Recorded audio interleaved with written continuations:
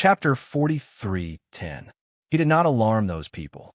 Instead, he quietly walked around the city, looking for the figures of those demonic cultivators.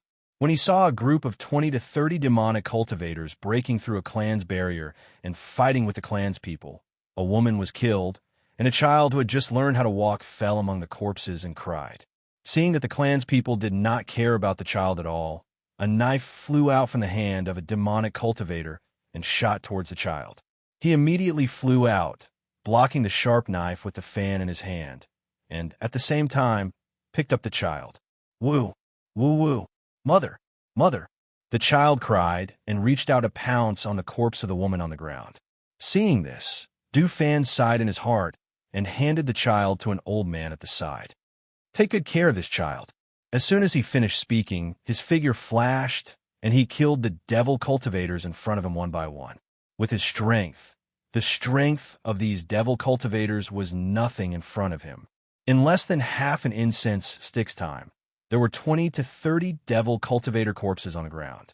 The people of that clan looked at this scene in shock. The old man who was carrying the child was the first to come back to his senses and hurriedly stepped forward. "Thank you, young master, for saving us. My family will never forget this in our lives. Please accept our respect." As the old man spoke, he knelt down with the child in his arms. When the others saw this, they hurriedly knelt down as well. Seeing this, Du Fan said, "All of you get up." After gesturing for them to get up, he said, "Your barrier has been broken, and seeing that your clan has suffered heavy casualties, there are only these few people left. If you stay here any longer, it will be very difficult for you to survive. It's better to go to the barrier in front and stay there." The old man smiled bitterly. "Young master, it's not that we don't want to go, but we can't. Our clan is just a small third-rate clan. There are very few experts in the clan, and the barrier is not strong enough to protect the people in the clan. The place where the Wong clan is located is where the large clans in the east of the city are located. We originally wanted to go there to take refuge. But even though it's also a city, the road from here to there is not close. Not to mention those devil cultivator are eyeing us covetously. We really have no choice." Seeing this, Du Fan said, "I'll send you there." Hearing this, everyone was overjoyed. "Thank you, young master. Thank you." Du Fan looked at the corpses on the ground and said, "There's no time to deal with these corpses. Moreover, these demonic cultivators are infected with a virus. If you're injured by them, I'm afraid that you'll be infected as well. Therefore, set these corpses on fire. You should also check your wounds. If you're injured by a sword, it's fine. However, if you're scratched by those demonic cultivators, or if your wounds are stained with demonic cultivators' blood, you'll have to be treated in isolation." After saying this, Du Fan saw that their expressions had changed. He could not help but think that these people had just fought with a demonic cultivator. Other than their own blood, there was also the blood of the demonic cultivator. Furthermore, they already had wounds on their bodies. If that was the case, for a moment, his brows furrowed. If that was the case, it would be troublesome. "Young master, dare I ask, what is that virus? Was it really that contagious? What will happen if you are infected?" The old man asked. Chapter 43:11. Hearing his words, everyone looked at each other. Those who were injured stood to the side, while those who were not injured stood to the side. They did not know what he wanted to do, so they all looked at him. Du Fan's gaze swept past them. He paused for a moment, then said, "I'm busy right now, so I can't do anything to you. I don't know if you've been infected, so before that, those who are injured can wait in this residence. I'll send those who are not injured to the barrier that those clans are guarding." Just as he finished speaking, he saw that someone was about to speak anxiously, so he raised his hand to stop them. "Don't be anxious, let me finish." The originally anxious crowd had no choice but to swallow their words when they saw him like this. They looked at him with hopeful eyes, hoping that he could point them out a way to survive. "You know the situation in the city now. If I bring all of you back, I can't guarantee that those clans won't kill all of you who are injured or infected in the worst-case scenario. However, if those who are not injured go, I believe that there will be a place for them to stay." His gaze fell on those who were injured and said, "You don't have to worry. I'll personally set up a barrier around your clans. Those demonic cultivators won't be able to break through my barrier. My master is already researching the antidote. I believe that he'll be able to find a solution soon. Right now, this is the best arrangement for all of you." Hearing his words, everyone looked at each other. In the end, it was the old man who stepped forward and said, "All right, we'll listen to Master's arrangements." Thus, Dufan sent those who were injured back to their clans for treatment and bandaging their wounds. At the same time, he set up a barrier for them and gave them some instructions. Only then did he bring those who were not injured to where those clans were located. On the way, as everyone expected, they encountered two groups of demonic cultivators. Fortunately, Dufan was there, so they were safe. Otherwise, they would not have been able to make it here alive. "Master Lin, these are people from one of the clans in the city. Their barrier was broken, so I'll send them here to settle down. Please make the arrangements." Dufan said to Master Lin, who was patrolling inside the barrier. At the same time, he opened the barrier and let the people behind him in.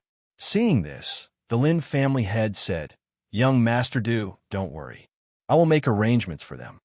After Dufan helped them settle down, he turned around and left, heading towards the city. Patriarch Lin, something has happened."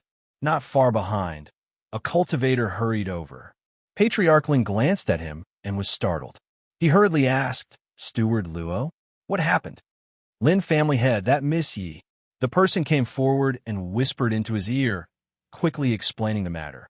Hearing his words, Patriarch Lin's face was as cold as ice. "This is outrageous." He could not conceal the anger in his voice. He flicked his sleeves and was about to leave when he paused. He glanced at the people Dufan had brought with him, then beckoned for a middle-aged man to come over. "Bring them down and settle them down. Tell them about the current situation here. I have something to take care of. When I return, all of you must be vigilant. Don't let your guard down." As soon as he finished speaking, he immediately strode away with Steward Luo. Chapter 43:12. Isn't that the He clan's instructor? Why was he captured here? Did he commit some crime? Who is that lady beside him? He's the He clan's instructor. He's been patrolling this area with his men. I haven't interacted with him before, but I heard that he's very good at fighting. If he's good at fighting, why would he be tied up and kneeling there? It was this lady who captured him just now. Who knows what's going on? I saw the He clan's people running back to report just now. I reckon that the He clan's patriarch will be here soon. Although he's the He clan's instructor and not a member of the He clan's main family, capturing the He clan's instructor here and making him kneel, there's a bit of a slap to the He clan's face. I reckon that the He clan's people won't let this go easily. Hearing those people's discussion, Yi Feifei didn't say anything. She just waiting for someone to deal with this matter. If it wasn't for the fact that she wanted to give a warning to those who wanted to take advantage of the chaos to do evil, she wouldn't have bothered to bring him here. She would have killed him in that alley long ago. "Lady Yi." Patriarch Lin hurried over with the steward. Seeing Yi Feifei standing there with a cold face, he said, "I already know about this matter. How do you want to deal with it?" Yi Feifei looked at him and said, "This person has evil intentions. Leaving him alive is also a disaster. Kill him in public to deter those who want to take advantage of the chaos to do evil." Hearing this, Patriarch Lin hesitated for a moment. Kill him in public? Isn't this a bit too much? Too much. Yi Feifei sneered. If the person he extended his hand to today was your daughter, would Patriarch Lin still feel that it's too much? Patriarch Lin's expression changed and said, "I know. Lady, you trust me. Leave it to me to deal with it." "All right, I'll watch from the side," Yi Feifei said. She retreated to the side and watched as he walked forward and came to the side of those people. He raised his voice and said what the three people had done in public. She watched as the surrounding people's discussion turned into astonishment and anger. They actually did such a thing? They've really thrown the face of us cultivators. It's not too much to kill this kind of person. They're really too despicable. Taking advantage of the chaos to do evil. Even if this kind of person dies 100 times, it won't be a lot. Kill him. We must kill him. The surrounding people were furious, especially those who had daughters and younger sisters at home. Their faces were filled with anger. and they wished they could step forward and kick them. Some people's eyes flashed slightly, and they shrank back, trying to reduce their presence. What big mistake did my family's instructor make? Why would Patriarch Lin have to personally kill him? A dignified voice sounded. The crowd naturally opened up a path. They saw a group of people following behind a middle-aged man. The middle-aged man was wearing luxurious clothes. His steps were steady, his face was dignified, and his eyes were filled with pressure. He had the aura of someone who had been in a high position for a long time. It was easy for people to guess that this person was the patriarch of the He clan. Family Head Lin looked at the person who came and cupped his hands. Family Heady, Patriarch Lin. At the same time, he also returned the greeting. His eyes were like torches as they fell on the Lin family head. Then he swept his gaze over to Yi Fei, who was standing quietly at the side. There was a trace of coldness in his eyes. Yi Fei treated him as if he was invisible and didn't pay attention to him. He just watched quietly and wanted to see how Patriarch Lin would deal with this matter. Chapter 43:13. Perhaps, Master He, you made a mistake? Otherwise, based on Master He's family style and his thunderous methods, how could he allow his subordinates to take advantage of the chaos to bully a weak woman? Don't you think so, Master He? Master He, who had initially been furious, frowned when he heard this. His sharp gaze swept across the crowd and landed on the three kneeling cultivators. He saw that the three of them had lowered their heads and their bodies were trembling slightly. They did not even dare to raise their heads to look at him. Master He clenched his fists tightly behind his back. Taking advantage of the chaos? Bullying a weak woman? Master He inquired. That's right. If Master He doesn't believe me, you can ask him yourself. However, after this, I will definitely kill this person on the spot. This will also let everyone in the city know that the city is now facing a great disaster. If anyone dares to play such underhanded tricks in the dark, they will end up like this. The head of the Lin family said in a deep voice. His voice was calm at the beginning, but towards the end, his voice was filled with a fierce and murderous aura. It was very frightening, so much so that the surrounding people immediately became quiet. They stopped talking and just watched quietly. Master, save me. I don't want to die. I don't want to die. The cultivator, who had been trembling with his head lowered, seemed to have awakened from his stupor. He threw himself at Master He's feet and kowtowed. I know I was wrong, Master. I know I was wrong. I deserve to die, but I don't want to die yet. Please save me. Master, spare my life. I'll kill the demonic cultivators. I'll kill the demonic cultivators. Don't let me die like this. However, Master He's face was cold. He stared at the man who was kowtowing and begging for mercy. He raised his hand and slapped the top of his head, killing him instantly. A loud bang was heard, followed by a blood-curdling scream. The surrounding people could not help but take a step back. They looked at Patriarch He in astonishment. They did not expect that he would kill Patriarch He without saying a word. Master Lin is right. There's no point in keeping people like this alive. If anyone dares to commit the same crime again and bully the weak, they will end up like this.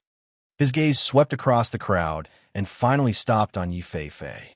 However, he only glanced at her once before he turned around and left with his people.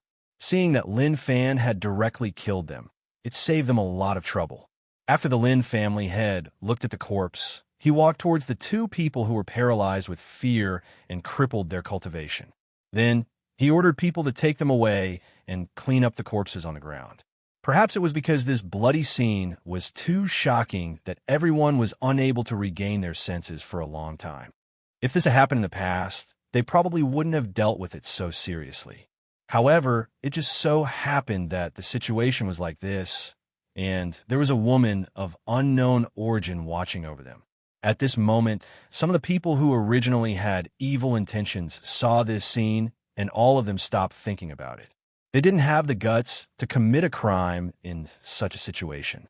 Even if they wanted to do something, they had to wait until the current situation in the city was over before they dared to think about it again. Otherwise, once they were caught, they would probably end up in the same situation. Chapter 43:14. In one of the halls, more than 10 devil cultivators were in the midst of a discussion. Our subordinates have reported that Feng Jiu and the rest seem to have returned. What should we do? Do we need to report this to the Devil Master? A devil cultivator asked as he looked at the person seated in the main seat. The devil cultivator seated in the main seat had a grave expression on his face as he said, "The Devil Master ordered us to take over this land, but this place was first taken over by Ghost, Dr. Feng Jiu's subordinates. Now that we have taken a step back and plan to expand the Devil Master's grand plan from Azure Demon City, we did not expect that Ghost Dr. Feng Jiu, who had already left, would return here. With her here, I feel that it will be very difficult for us to accomplish what the Devil Master instructed us to do." Then what should we do? Someone below asked. Should we just retreat, or should we fight with them? Fight with Ghost Dr. Feng Jiu? The devil cultivator seated in the main seat glanced at the devil cultivator who spoke and sneered.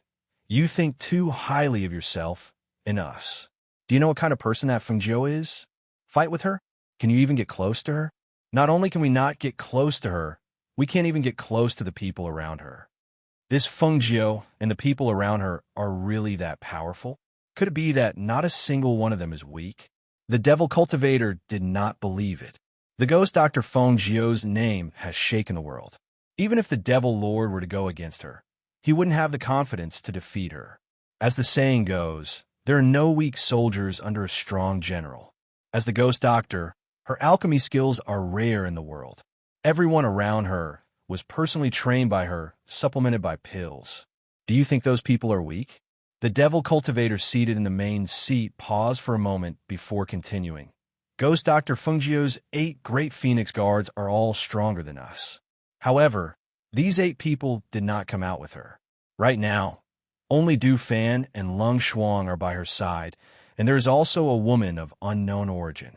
Not to mention the others, just Du Fan and Lung Shuang. These 2 people are not inferior to the 8 great Phoenix Guards in terms of strength. In fact, their strength is slightly above the 8 great Phoenix Guards. Not to mention Feng Jiu, even if we combined our strength, it would be difficult to fight one of them. That powerful? The devil cultivator could not help but be startled, his face full of shock. If that's the case, then let's hurry up and retreat. Go back and report to the Devil Master. After all, didn't the Devil Master instruct us not to fight Feng Jiu's group head-on? Another devil cultivator said. The devil cultivator seated in the first seat on the left nodded. Yes, I also agree to retreat. Since there is no chance of victory, why should we throw our lives away? We only need to leave those infected with the virus behind. Even if we don't fight Feng Jiu's group and leave those poisonous creatures here, I believe that it won't be long before this place becomes a ghost town. Since we all agree to retreat, then let's arrange everything properly. Also, we have to bring that thing away. Who knows? It might come in handy in the future. Chapter 43:15. On the other side, Lung Shuang came to the courtyard after receiving Du Fan's message. Seeing that the door to her master's room was closed, she walked up and knocked on the door.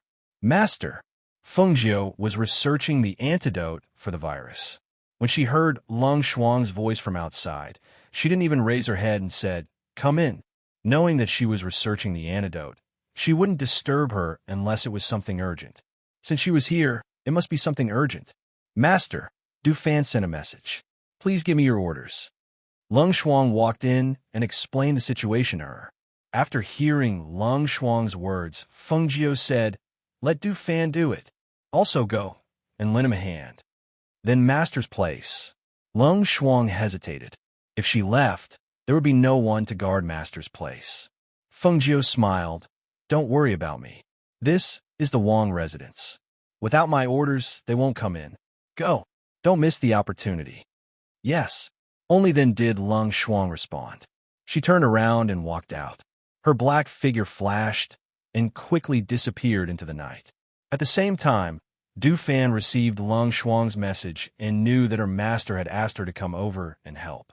At the same time, she also wanted him to eliminate the demonic cultivators. Thus, she planned to find an opportunity to make her move. When she returned, she saw that the demonic cultivators had formed a group and were heading towards the back. Seeing this, she quietly followed them. Compared to the demonic cultivators outside, these demonic cultivators were the leaders. Even if they wanted to make a move, they should be the ones to make the first move. However, she heard them whispering along the way. Their expressions were serious, as if they were saying something. She immediately focused and listened carefully.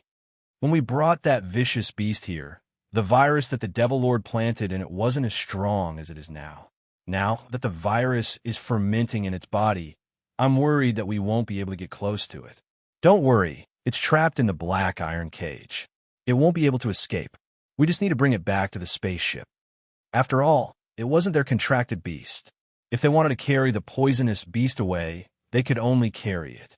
It was indeed a little troublesome. Ferocious beast? A ferocious beast with a virus? In the dark, Du Fan's eyes flashed. After knowing what it was, he felt that he couldn't let them go to the ferocious beast. He didn't want them to take advantage of the chaos and release the ferocious beast, which would be troublesome. Immediately, he released his aura and opened the fan in his hand with a swish.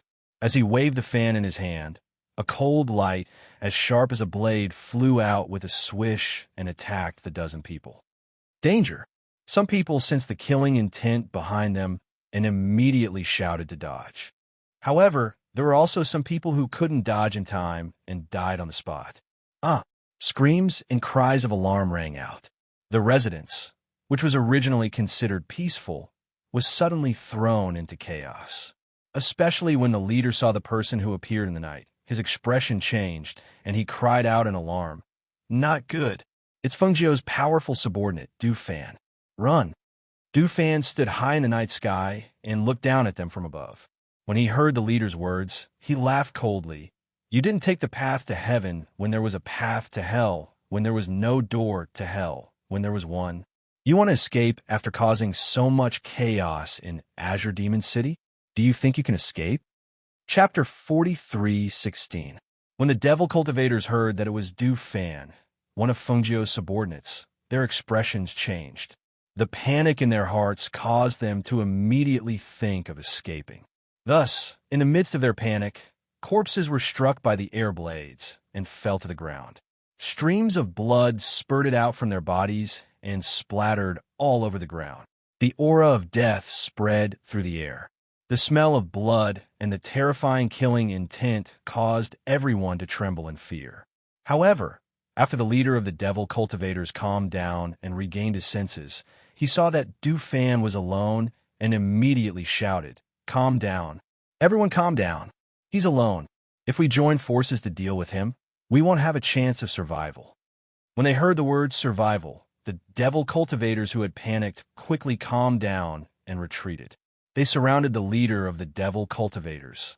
But even so, their eyes were still filled with fear. He's so strong. If we join forces, do we really have a chance of survival? A devil cultivator lowered his voice and asked. His voice was trembling and doubtful. If we fight, we might have a chance of survival. If we don't, only death awaits us. The leader of the devil cultivators shouted sternly. He held a sharp sword in his hand, and his eyes flashed. He lowered his voice and said, "Later, one of you will go and release the ferocious beast locked in the black iron cage. We will try our best to delay him. As long as we release the ferocious beast, he will definitely not be able to care about us." When they heard this, everyone's eyes lit up. Why didn't they think of this? That ferocious beast was incomparably ferocious and had astonishing battle prowess. Only their demon lord could subdue it. If it was released, Du Fan would not be able to care about them. At that time, they could take the opportunity to quickly escape. "All right, I'll go release it," a devil cultivator replied in a low voice. Du Fan naturally heard their conversation. He frowned and was about to step forward, but at this time, the devil cultivator in front of him also formed a circle to welcome him. "Hold him back," the devil cultivator in the lead shouted, and the attack in his hand also flew towards Du Fan. "You overestimate yourself." Du Fan snorted coldly. With a wave of his fan, a powerful wind attacked and sent the people in front of him flying. Bang, bang, bang. One by one, the devil cultivators were sent flying and landed heavily on the ground. Some of them crashed into the corner of the wall.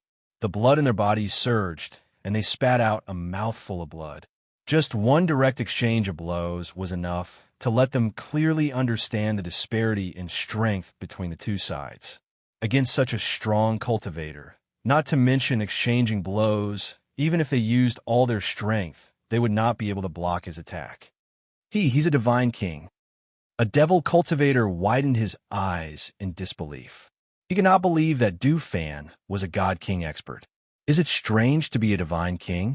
I've already said that they were personally trained by the ghost, Dr. Feng Jiao, and with the help of those heaven-defying pills, there's nothing strange about them being so powerful. Du Fan's a demon cultivator. Of the devil cultivators of the devil cultivators of the ferocious beasts of the ferocious beast of the devil cultivators of the devil cultivators of the beasts. However, so what if divine king powerhouses? The ferocious beast captured by the demon lord is extraordinary. Furthermore, it now has a fatal poison in its body. As long as it's released, forget about Du Fan. Even if the ghost Dr. Feng Jiao comes personally, he won't be able to do anything. Chapter 43:17. Roar. Du Fan's figure paused. Following that furious roar, he felt an extremely powerful and terrifying aura coming from inside, reverberating in the air. Most of the devil cultivators were startled, their eyes filled with fear. One of them said in a trembling voice, He's dead? The leader of the devil cultivators leaned against the wall and gasped for breath. He tried to use his chi to heal his wounds so that he could stand up. After hearing the devil cultivator's words, he sneered. You don't think that he would have a chance to live after releasing that beast, do you? If there was a chance for him to live, why would he let him go? It must be known that that was an extremely vicious and bloodthirsty beast. Once the black iron door was opened, the barrier set up by the demon lord would be broken, and the seal that sealed the beast would also be released. No matter how fast that person ran, he would definitely not be able to survive under the claws of that beast. Furthermore, he never thought that the beast would pounce on him the moment it came out. Therefore, his death was destined from the moment he opened the black iron cage. What are you still standing there for? Take advantage of this opportunity to escape. The devil cultivator in the lead supported himself against the wall and stood up. At this moment, a cold light shot towards him. He was so shocked that he rolled on the ground, narrowly avoiding the fatal blow. However, a deep gash appeared on his thigh. His skin and flesh split open, and fresh blood gushed out. Hiss! He sucked in a breath of air, one hand pressed against his thigh as he cried out in pain. At the same time, he glared angrily at Du Fan, who had returned to deal with him. I said, none of you will be able to escape. As Du Fan spoke, he glanced at the devil cultivators. Just as he was about to step forward and get rid of them, he heard the roars of ferocious beasts coming from inside, accompanied by the sound of heavy footsteps. Du Fan immediately stared vigilantly at the courtyard door. Run! Quick! As if he had thought of something, the leader of the devil cultivators was so shocked that his face turned pale. He ignored his injured leg and wanted to run. Roar! With a furious roar, a huge beast that looked like a lion walked out from inside. Its entire body was filled with a strange black aura, and its ferocious eyes were bloodthirsty. Its mouth was stained with blood, and even the fur around its mouth was stained with the color of blood. It stuck out its purplish-black tongue and licked the blood from the corner of its mouth. It bared its teeth and drooled as it stared at the demonic cultivators and Du Fan in front of it. It took a step forward and opened its sharp claws, which were as sharp and terrifying as the crescent moon. A powerful pressure spread out from its body, accompanied by the black demonic aura, which was very frightening. Du Fan stared at it cautiously.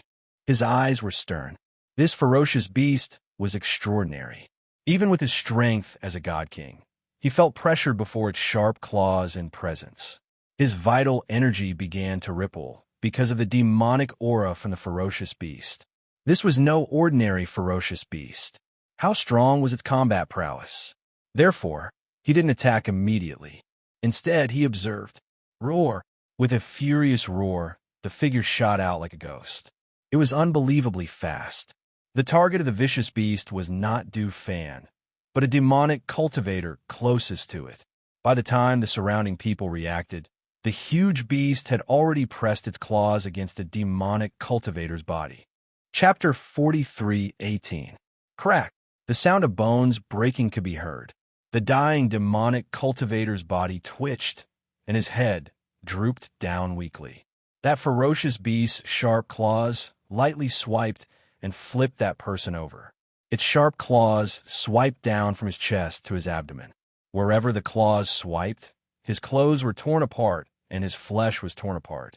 At the same time, blood gushed out and his internal organs were also exposed. Blurg. A demonic cultivator watched this scene as the ferocious beast dug out the demonic cultivator's internal organs and lowered its head to eat them. Even though his hands were stained with blood, he had never seen such a bloody and disgusting scene. He could not help but vomit. The surrounding demonic cultivators turned pale when they saw this scene. They were so shocked that their bodies trembled. They could not even stand up, let alone escape. Du Fan frowned as he watched. This ferocious beast was so bloodthirsty and cruel. If it was allowed to escape, who knew how many people would die? Thinking of this, the spiritual energy in his body surged. The fan in his hand condensed a blade of air and attacked the ferocious beast. Swoosh! Roar! The ferocious beast, which had lowered its head to eat, roared angrily as if it was dissatisfied with being disturbed. It raised its head and glared at Du Fan. At the same time, it exerted force in its hind legs and quickly pounced forward. Its sharp claws swiped at Du Fan. Swoosh, swoosh. Bang! Roar! The battle between the man and the beast was fierce and fast. The demonic cultivators who were originally escaping did not have time to escape and died under the pressure of the man and the beast. The corpses were either lying on the ground or leaning against the wall. Their eyes were wide open even in death as they stared at the scene in front of them in horror. As for the other demonic cultivators in the house, they had wanted to escape the moment they realized that the situation had turned for the worse. However, just as they were about to leave the house, they ran into Lung Shuang, who had come to their aid. Trying to escape? Die. Lung Shuang held a long sword in her hand. In the pitch-black night, her tight black clothes made her seem as if she had merged into one with the night. Her appearance was something that the devil cultivators had not expected. Her strength was not something that the devil cultivators could match. In less than half an incense stick's time, Lung Shuang had cleaned them up. Lung Shuang swept a glance at the corpses lying on the ground and the pool of blood on the ground. She lifted her eyes and looked toward the house. Hearing the roars of beasts coming from inside, as well as the turbulence of the battle, she was worried that Du Fan might have encountered something troublesome. She immediately gathered her energy and headed inside. When she saw the ferocious beast that Du Fan was fighting, her eyes narrowed. Its gigantic body and the speed at which it leaped was so fast that it was almost impossible to capture its figure. In particular, the black aura on this ferocious beast made people feel uneasy. "I'll help you," Lung Shuang said as he raised his sword and rushed forward. Du Fan looked back at him and shouted, "Be careful. This ferocious beast carries a virus. Its combat power is extraordinary." Hearing Du Fan's words, Lung Shuang responded even more carefully, "I know." The two of them joined forces to deal with the ferocious beast. This ferocious beast had been imprisoned for a long time and was already extremely ferocious. In addition, it had used its body to cultivate poison. Now that it was bloodthirsty and they had to avoid being injured, it was difficult for them to attack. Chapter 43:19. With their strength, even if it was a sacred beast, the two of them would still be able to keep it in check. However, this beast's strength had already reached the level of a sacred beast. Furthermore, it had been fed with poison, causing its strength to increase exponentially. Its strength was many times stronger than normal, and it had the virus in its body. As such, even if they were not at a disadvantage, they would not be able to keep it in check and kill it. "We've taken the antidote pill that Master refined before. For 10 years, we'll be immune to all poisons. Why don't we try it?" Lung Shuang looked at Du Fan and said, Even so, it's still a little risky. After all, this virus is different from before. Dufan frowned and said, looking at the beast in front of them, he said, "This beast's black demonic aura carries the aura of the ancient Black Lotus. I'm worried that if we can't withstand the virus, not only will we not be able to help Master, we will also be a burden to Master.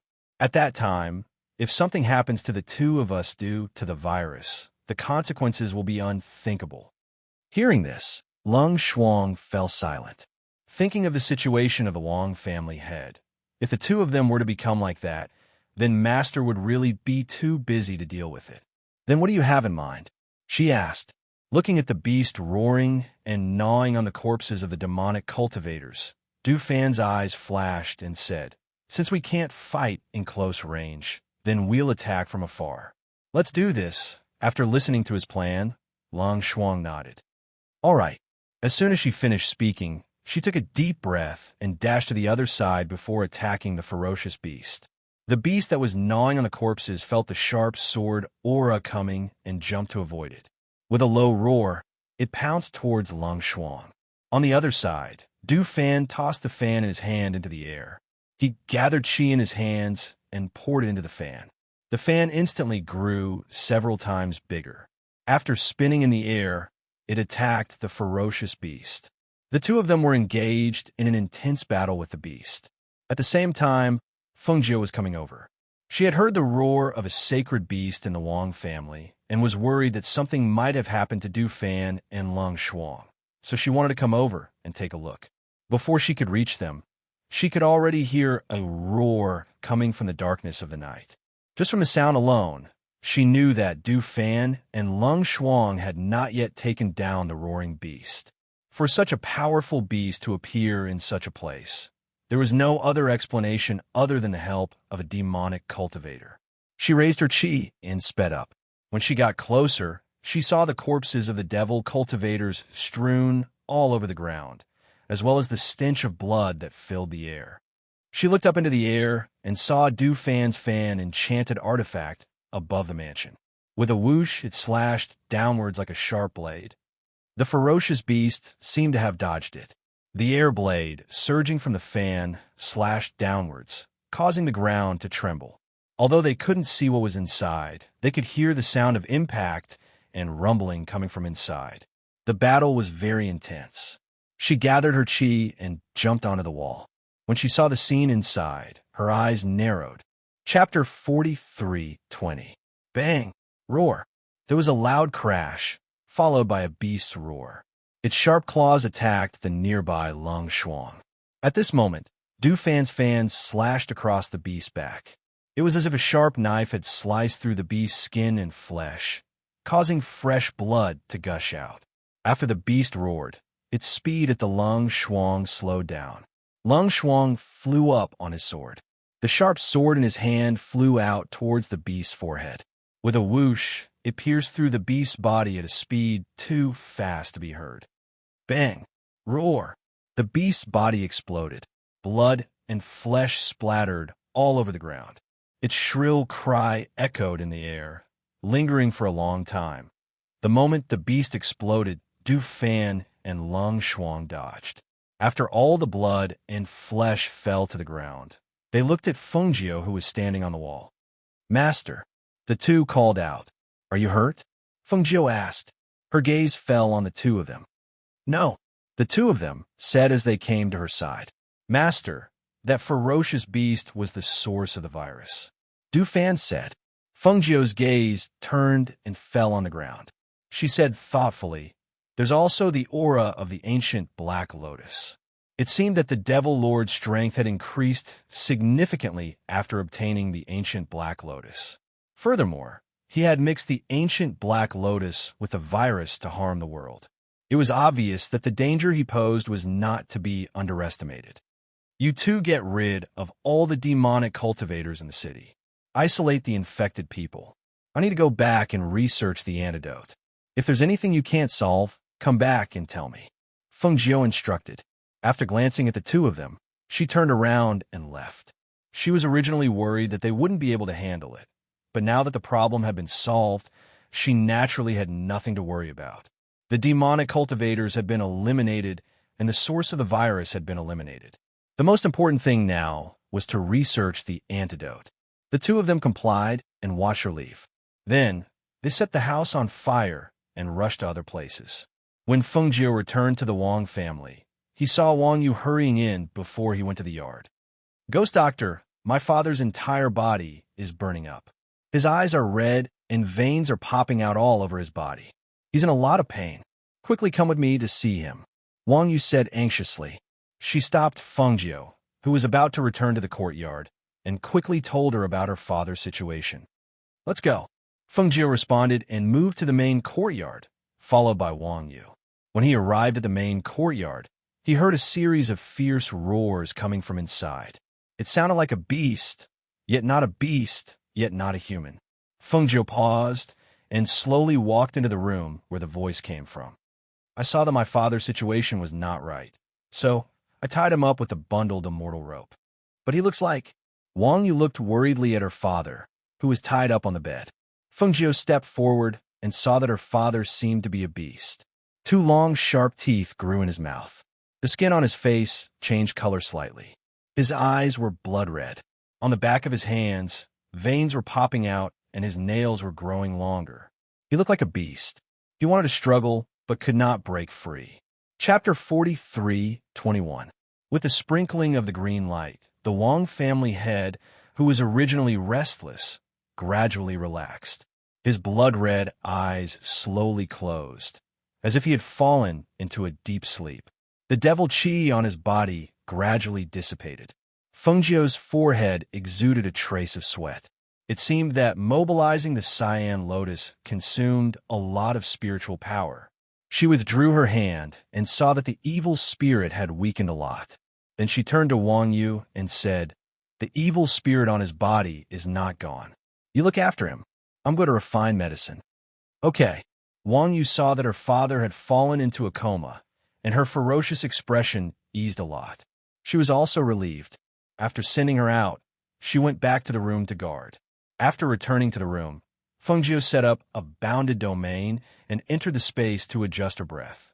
When her spiritual power recovered, she tried to refine the antidote. A few days passed. She did not come out of the space and did not know what was going on outside. She was focused on refining the antidote, so she did not know that the situation of those people outside was getting worse because of the outbreak of the virus. Until one day, when she came out of the space with the refined antidote, she saw Lung Shuang guarding in the yard. She asked him and learned about the current situation in the city. Du Fan and Fei Fei went to the city to help.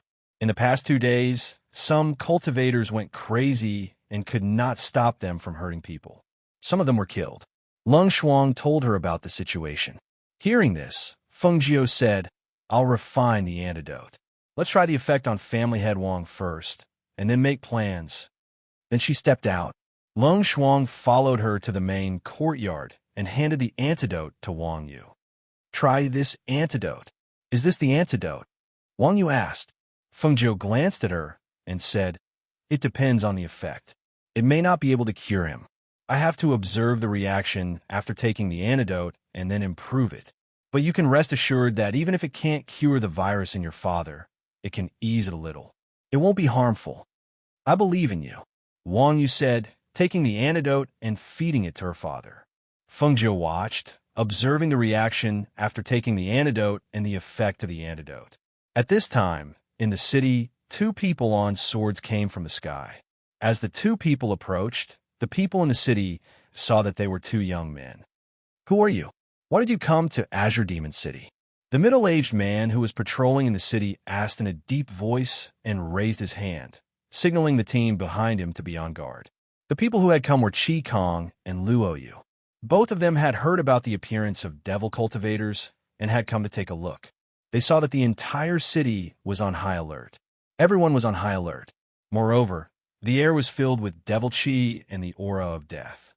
Seeing this, the 2 of them looked at each other.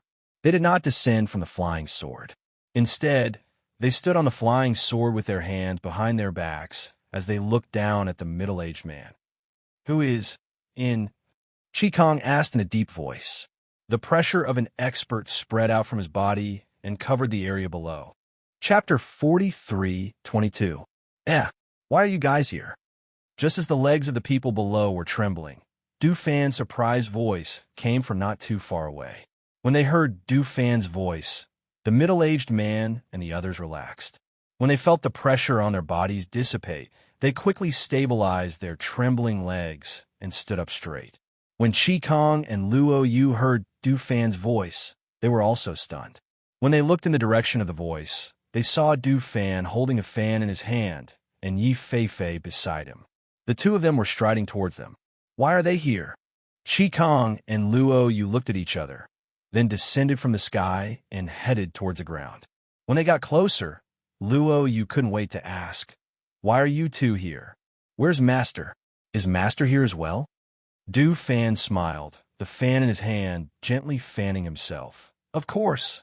We're here, so Master is naturally here too. But why are you guys here?" "We received news that there were demonic cultivators here, so we came to see what was going on.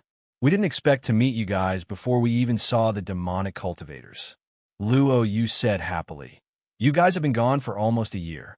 We really missed you guys." As he spoke, his gaze swept over Yi Feifei's body.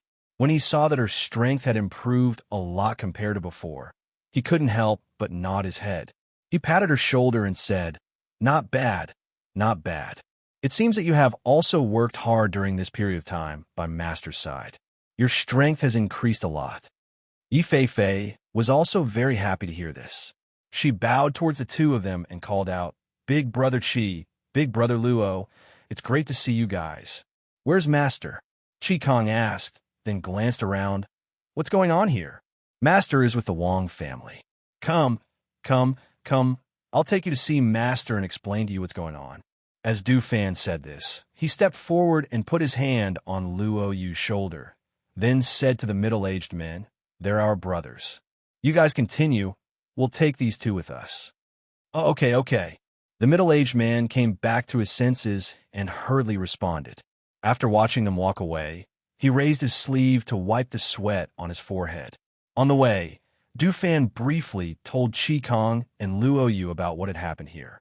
He also asked about his family and the recent situation of his two young masters. They chatted as they walked. When they arrived at the gate of the Wong family, Dufan stopped and said, "This is the place. Master is concocting the antidote. Logically speaking, he should be done soon." The two of them nodded and followed them into the Wong family, heading straight for their master's courtyard. "Lung Shuang," Luo Yu greeted with a smile. Hearing the familiar voice, Lung Shuang turned around to look at them. When he saw the two of them, he nodded slightly. "Master is refining medicine. If there is nothing urgent, please wait for a moment." No hurry. Luo Yu waved his hand and sat down in the courtyard. "Dufan has already told us. We originally thought that we would have to clean up after arriving here, but we didn't expect you to be one step ahead of us and have already cleaned up most of the place. Is everything all right at home? How are the two young masters?" Lung Shuang asked. Chapter 43:23. Hearing this, Lung Shuang couldn't help but reveal a smile. Children are always naughty. Since their master isn't by their side, it's normal for them to be naughty. Isn't that so? Let me tell you, sneaks out when we're not paying attention. Last time, the Yama Lord brought them to the city to play, but she sneaked out. In the end, Ching Chung, who was taking care of her, was punished by the Yama Lord for neglecting her duty. Yu was also grounded, Luo Yu said as he walked to the stone table and sat down. He poured himself a cup of water and said, "Now she's more obedient. It seems she's also learned her lesson." He then asked, "That's right. What about the two ancient mythological beasts that Master caught? Have you tamed them?" "And they've been tamed. When Master returns, he can help the two little masters form a contract," Lung Shuang said as he looked at the tightly shut door. Previously, his master had taken the refined medicine to the Wong family head. Not long after, he returned to the room and said that he needed to adjust the medicine. It should be almost done. The few of them chatted in the courtyard, talking about the things that happened in the past few days. They originally thought that their master would come out soon, but they didn't expect that they would wait until the next morning. When Feng Jiu opened the door and walked out, he had a relaxed smile on his face. Obviously, the antidote had been refined. "Master." The few of them surrounded him and called out, "Why are you here?" Fengjiu looked at Qi Kong and Luo Yu in surprise. Qi Kong looked at Fengjiu and said, "We've been here since yesterday. We heard that there were demonic cultivators here, so we came to investigate. We didn't expect to find Master here. So that's how it is. Wait a moment. I'll take this medicine to the Wang family head and see how effective it is. Later, there's something I need you to do." Fengjiu said, then looked at Du Fan and said, "Come with me and tell me what's the situation in the city." "Yes," Du Fan replied and asked them to sit in the courtyard for a while, then left with Fengjiu. At this time, Wang Yu was in the main courtyard, helping her father get out of bed. After taking the medicine brought by Fengjiu yesterday, her father's condition was much better than before. But as she said, it wasn't completely cured. But for them, it was good news that the demonic energy in their bodies were gradually reduced, and their bodies were gradually returning to their original state. They could also keep their minds clear. "How's the situation in the city now? Is your grandfather's injury better? If you keep guarding me like this, will you be able to handle the family matters?" Father Wang asked, a little worried. "Father, don't worry. Grandfather's injury is much better. He can sit up, get out of bed, and walk a few steps. Because the ghost doctor is here, they don't dare to act recklessly. I discuss things with the elders of the family every day, so you don't have to worry about the inside and outside. As for the situation in the city, it's not very good. There are many people infected by the virus like you." Wang Yu said, helping him to sit down in the courtyard, and said, "2 days ago, some cultivators in the city lost their minds because of the virus. They killed people everywhere like crazy demons. In the end, they were killed by the 2 family heads who were patrolling the city. Now, some people in the city are separated and locked up, waiting for the ghost doctor to develop the antidote." Chapter 43:24. "Yes, thanks to her," Wang Yu also said with emotion. Because of her, the fate of the Wang family had changed. Because of her, he had seen things that he had never dared to imagine before. Also because of her, his vision had become broader. If he hadn't met her, perhaps at this time, he would still be the same as before. As he was thinking, he saw a red figure coming in from outside the courtyard.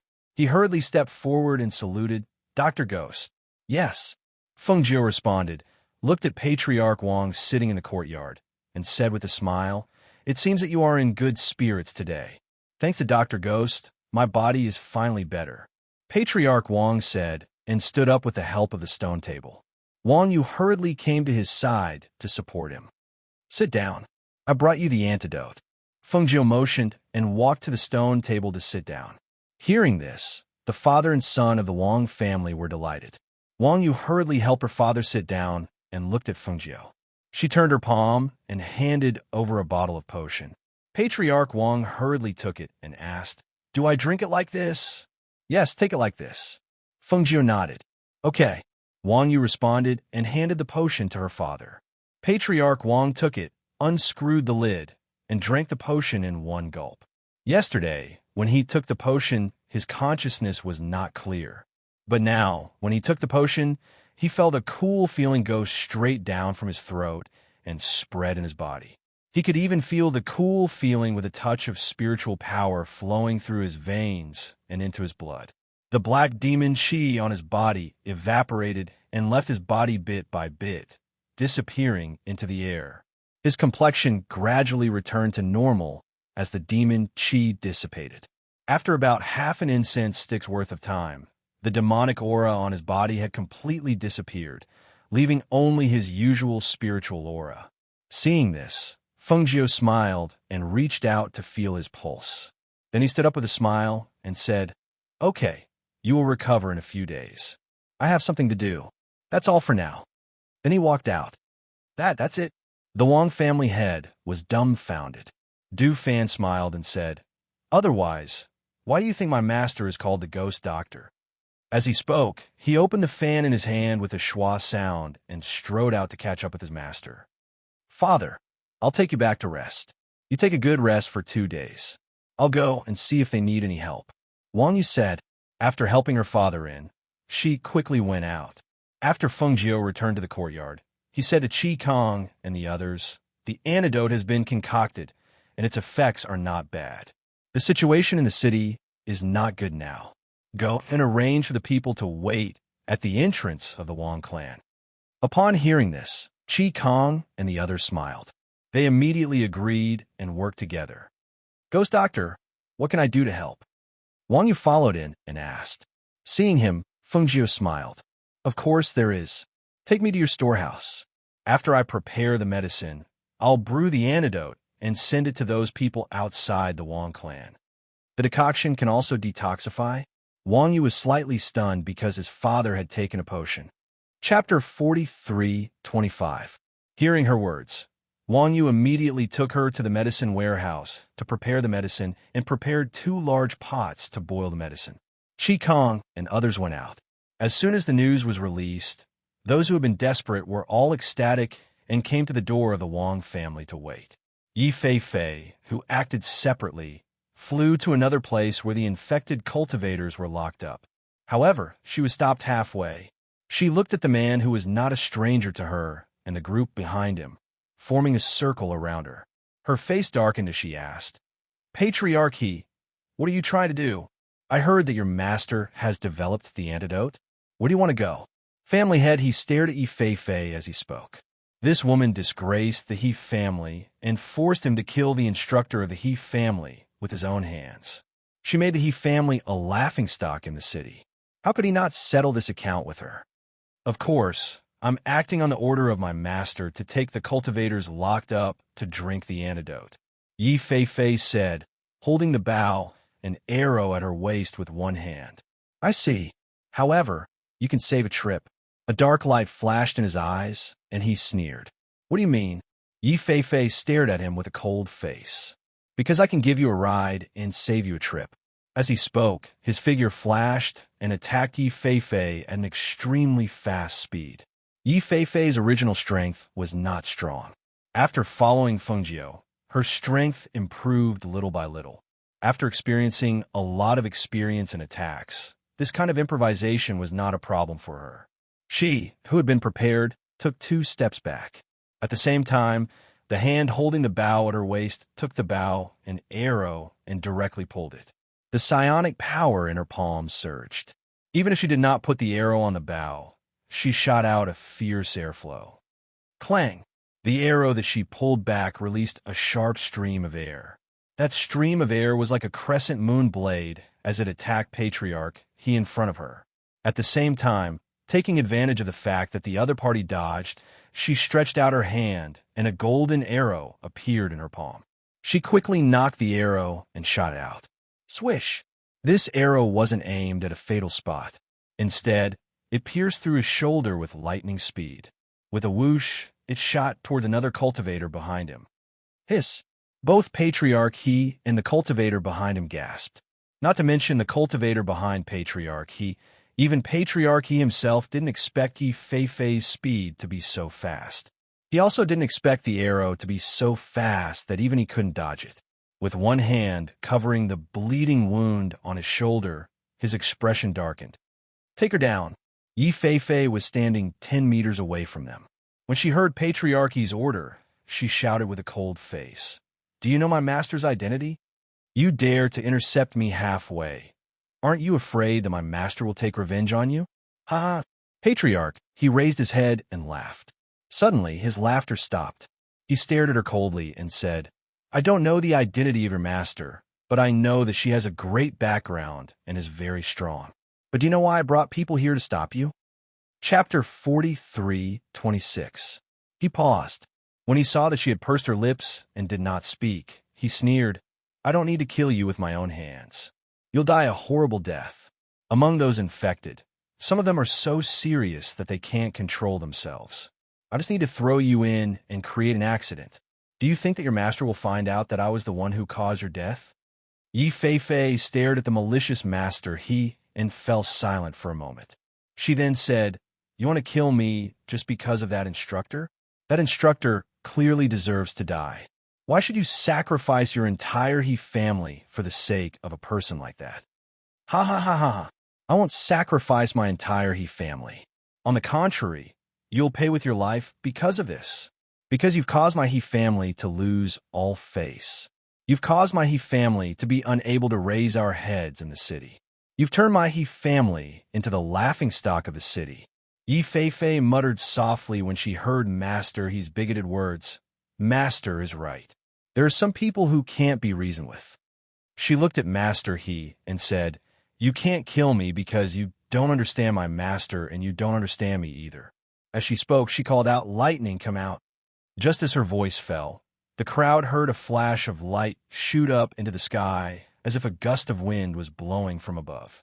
They raised their heads to look and couldn't help but widen their eyes in shock. That's a divine beast? That's an eagle. The lightning eagle flapped its wings and circled in midair. Its sharp eyes stared disdainfully at the people below and asked, How do you want to die? Master He widened his eyes in shock and took a step back. He stared at Yi Fei in disbelief.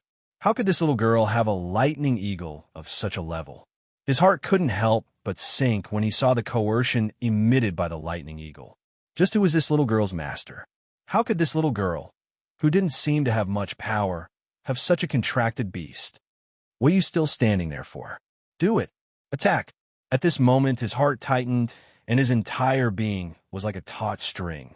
He knew that if he couldn't get rid of this man and beast, he would really have to pay with his entire he family. Thinking of this, he clenched his teeth. He didn't have time to think about it or care about anything else. With a move of his hand, a long sword appeared in his hand. As the spiritual energy in his body surged, it burst out with a sharp edge. He let out a low shout and charged forward with his sword in hand, attacking Yi Fei in front of him. Yi Fei stood there without moving. She looked at Patriarch, he who was charging towards her, with a murderous aura. She raised her hand that was holding the bow and arrow, and with her other hand, she took out a golden arrow and knocked it on the bowstring. Then she aimed at the front. The surrounding cultivators came to their senses at this moment. They didn't retreat, but charged forward with their swords because they knew that this man and beast would definitely die. Otherwise, they would be the ones to die. A group of people surrounded them, but they didn't attack the lightning eagle. Instead, they all attacked Yi Fei because as long as she died, the lightning eagle wouldn't be able to live either.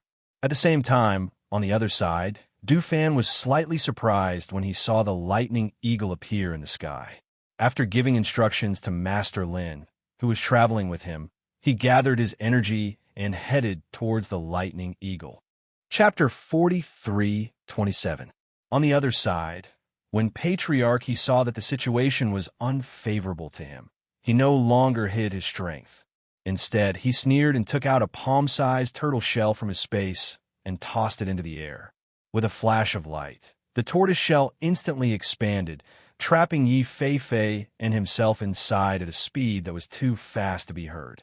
With a loud bang, dust and smoke filled the air. When the dust and smoke dissipated, the huge tortoise shell was upside down on the ground, and the sound of swords clashing could be heard from inside the tortoise shell. Master, the lightning vulture did not expect that the turtle shell would trap both of them, and could not help but cry out in alarm. It flapped its wings and flew down, using its claws to pry open the turtle shell. However, the turtle shell was firmly stuck to the ground. It was worried that Yi Fei, who was trapped inside, would not be a match for that person, so it tried to cut open the turtle shell. However, the turtle shell was incomparably hard. Open this thing. It roared angrily and flapped its wings towards the cultivators on the side. Pooh! Those people were sent flying. Their bodies were thrown more than 10 meters away, but they did not dare to move forward. Instead, they retreated. At the same time, due to the limited space inside the turtle shell, Yi Fei's arrows were not easy to use. Therefore, she could only use her dagger to fight with the other party. However, this was Patriarchy's treasure. He was like a fish in water in here, but she was trapped at every step and could not use her full strength. Not long after, her body was covered in wounds from the fight between the two. Blood dyed her clothes red, and her fighting strength was decreasing. You're just a little girl. No matter how good your skills are, could it be that you're stronger than me, the patriarch of the clan? Huh, Let's see what other skills you have in here. Patriarch, he coldly shouted and attacked again. A sharp sword aura mixed with killing intent flew towards Yi Fei. Du Fan came over. When he saw that the lightning vulture was stepping on those people, causing them to spit out blood and be on the verge of death, he was slightly surprised and asked, "What's going on? Where's Fei?" His gaze turned and fell on the strange turtle shell. Upon hearing Du Fan's voice, the lightning vulture could not help but look at him in surprise. "Great! It's great that you're here. Quickly save my master.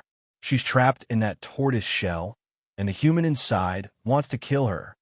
Hearing this, Du Fan's expression changed. He quickly descended from above and arrived beside the tortoise shell. As he approached, he could indeed hear the sounds of battle coming from within. He extended his hand to touch the tortoise shell. This was an extremely rare treasure. It was incomparably sturdy, like a defensive barrier. He immediately circled around it and saw that one end of the tortoise shell could be seen inside. However, there seemed to be a barrier protecting the inside, completely separating the inside from the outside. Fei. Seeing Yi Fei's bruised appearance and the murderous intent coming from the He family head, Du Fan's heart tightened.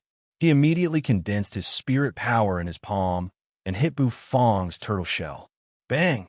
There was a loud sound, but the tortoise shell didn't show any signs of cracking. Instead, his palm was rebounded by his own strength, and he was forced to take a few steps back.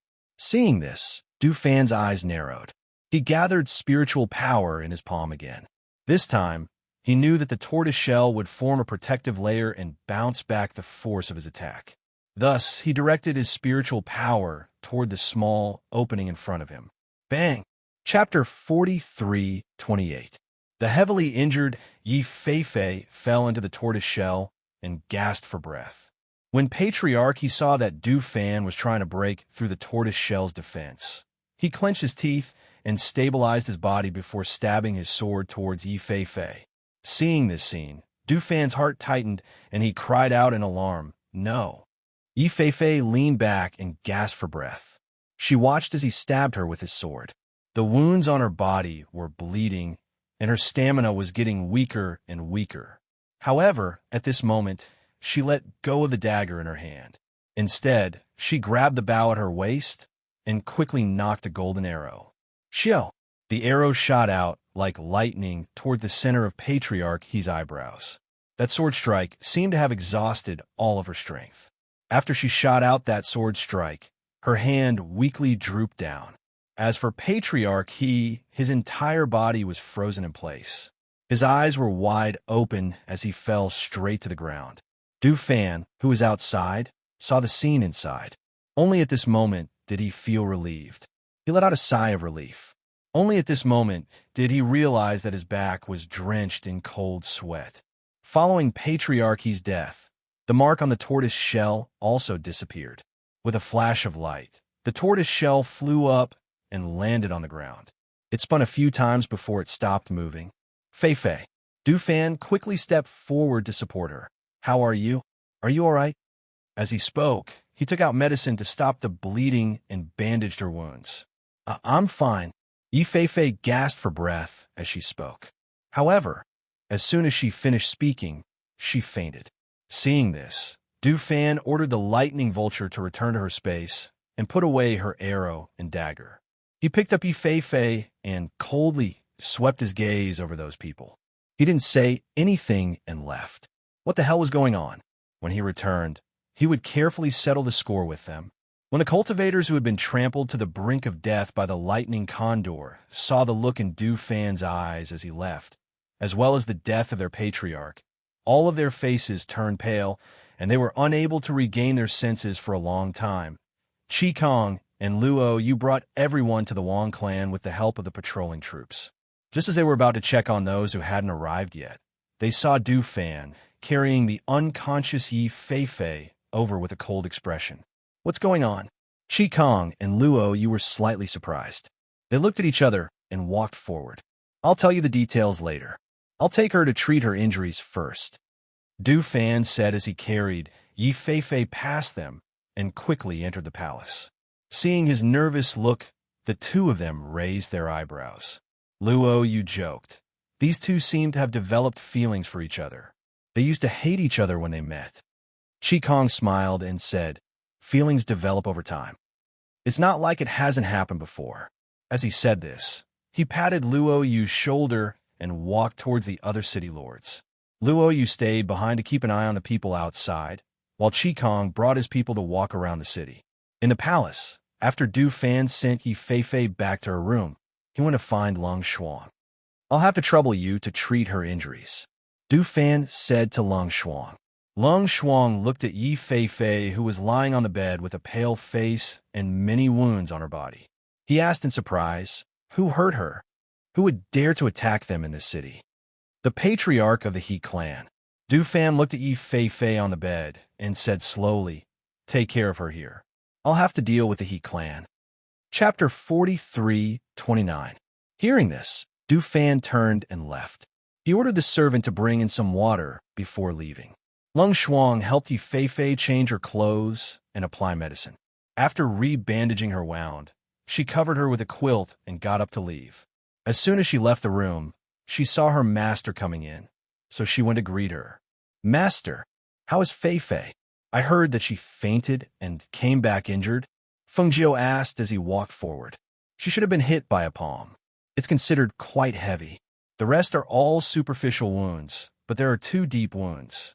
She lost a lot of blood and fainted. I helped her change her clothes and applied medicine, but she hasn't woken up yet.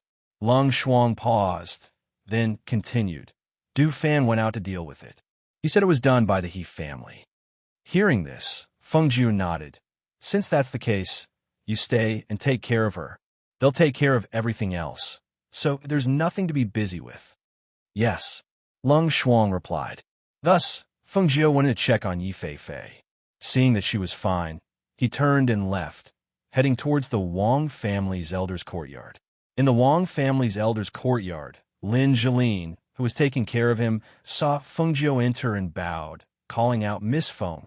Miss Lin, how's the old man today? Feng Jiu asked with a smile as he walked in. Grandfather Wang is in good spirits. He's in his room. If Miss Feng needs him, please come in. I was just about to go home, she said gently, revealing a smile as she turned slightly to invite Feng Jiu in. All right, I'll go in myself. You can go about your business, Feng Jiu said with a smile.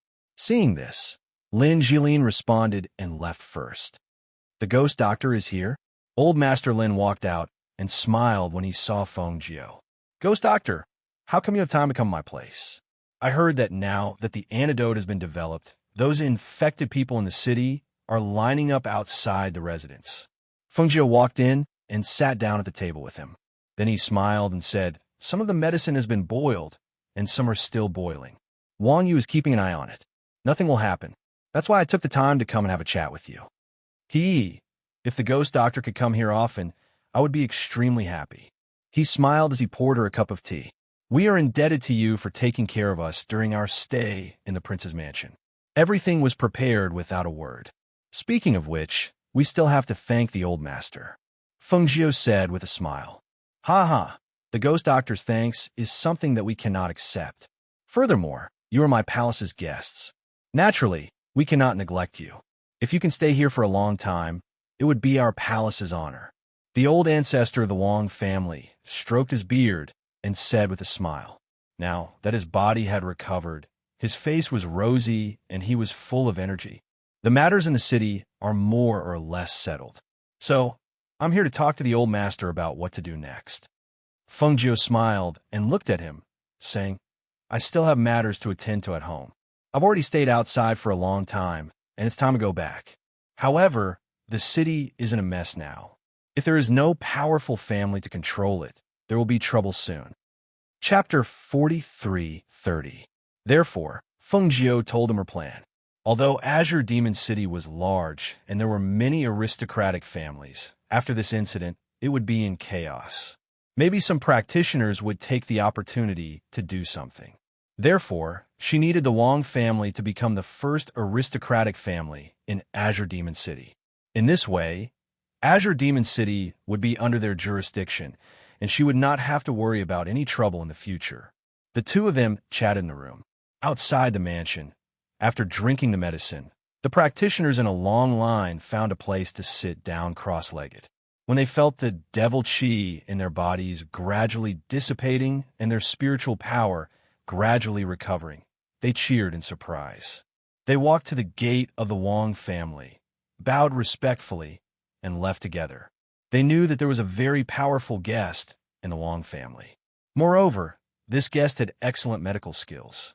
The medicine they drank was the antidote refined by this guest. This time, if it wasn't for this person, they probably wouldn't have survived. However, they did not know who that person was. Some people said that it was a woman in red with a peerless beauty. Some people said that it was an old man with white hair and a beard hanging down to his chest with an air of immortality. Maybe some of them knew what kind of person that person was, but it was not very important to them. What was important was that their virus was cured and they had a chance to live. Moreover, they also knew that this chance to live came from that mysterious person. A few days later, Yi Feifei's injury was almost healed, and everything in the city gradually returned to normal. Fengjiu, who was in the Wang mansion, also found a chance to say goodbye to the Wang family. Her husband and children were waiting for her at home. Now that the matter was solved, she just wanted to go home and reunite with her family. She just wanted to hug her son and daughter, whom she had not seen for nearly a year. Ghost Doctor is leaving so soon? The Wang family head looked at Fengjiu and said, "My son has chosen a day to get married. I wanted to invite you to stay for a drink, but I didn't expect you to leave so soon." "Yes, if there is nothing urgent, why don't you stay for a drink?" Wang Yu also looked at them and said, her heart full of reluctance. In any case, they had been together for nearly a year, but now they were finally going to part ways. Fengjiu smiled and said, "We won't be attending the wedding banquet. We still have things to do at home, so we can't stay out for too long. However, we have prepared a congratulatory gift." She smiled and gestured to Leng Shuang. Leng Shuang stepped forward and took out a box from his space. "This is our wedding gift for you." Wang Yu did not open it. She just took the box and said, "Thank you. If you have a chance in the future, you must come again." "Well, if there's a chance, we'll come again."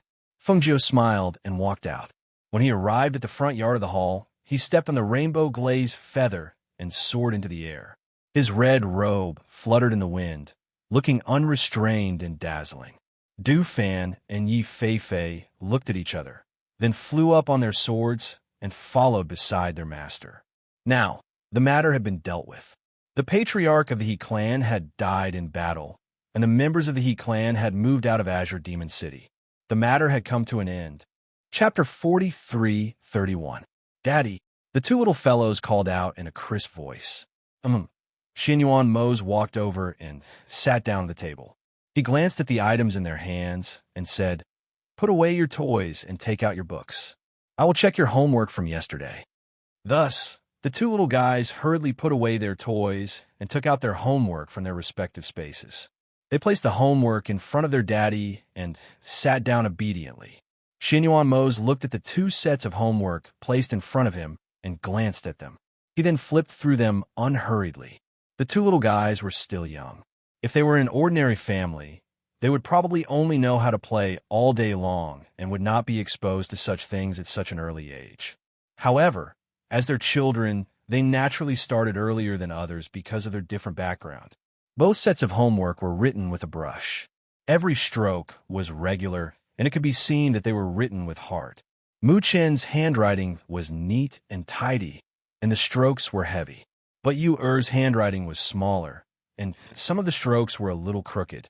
There was a lot of space between the words. Thus, after looking through the two sets of homework, he said, "Cher wrote very well. However, you don't have to use too much strength when holding the brush. When you write, Daddy will teach you more carefully." "Yes." Hearing his father's praise, the little guy looked at him with bright eyes. He was very happy. When Yu saw that her brother was praised, she could not sit still anymore. She quickly slid down from the stool and threw herself into her daddy's arms. She asked softly, "Daddy, Daddy, what about me? What about me?" Xinyuan Mose only felt his arms soften. He looked down and saw the little girl looking up at him with a pair of expectant eyes. His heart softened, and his eyes naturally overflowed with love. He reached out and stroked his daughter's head. He said gently, "Yuer's handwriting is also very good. I can see that you put in a lot of effort. However, you still need to continue to work hard and cannot slack off. You will remember Daddy's teachings. I will not be lazy." She was so happy that her eyes curved into crescents. She hugged her father with her chubby little arms and rubbed her little face against his chest. A trace of envy flashed across Mu Chen's eyes when he saw this scene. He was the elder brother and a young man. Most of the time, he couldn't throw himself into his father's arms and act coquettishly like his sister. So every time he saw his sister acting coquettishly toward his father, he really wished that he was a girl like her. "I won't give you any homework today. Just have fun. If there's anything you want to eat, just tell Leng Hua and the others and let the kitchen prepare it." Hearing her father's words, Yuer's eyes lit up. "And Yuer wants to eat lotus cake, Yuer will go and tell Uncle Hua." While speaking, she left the bosom of Xianyuan Mo's, and bouncing her little legs, she ran outside. Hui Lang, who was standing guard outside the courtyard, saw her come out. He smiled and said, "Yuer, run a bit slower." "Uncle Hui Lang, Daddy said that I don't need to do homework today. I can play today and let the kitchen prepare what I want to eat," she said with a smile, and turned back to look at Hui Lang. Then, like a wisp of smoke, she ran toward the kitchen. "Do you want to play?" In the courtyard, Xianyuan Mose looked at his son and asked. Mu Chen thought about it and shook his head. "No."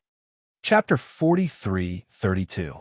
Chinner wants Daddy to teach me how to hold a brush and practice writing. The little fellow looked at him and said. Hearing this, Xianyuan Mose slightly raised the corners of his mouth, revealing a smile. "Well, go to the study with Daddy." With that, he stood up and watched his son get down from the stool and walk to his side. Then he bent down and picked him up and strode out. The little fellow didn't expect that his daddy would pick him up. For a moment, he was slightly stunned, and then hurriedly stretched out his small hands and hugged his daddy's neck. His eyes were shining, and he smiled contentedly. On the other side, Yuer was full of joy and skipped all the way. Because she didn't find the Leng Hua, she went to the kitchen by herself.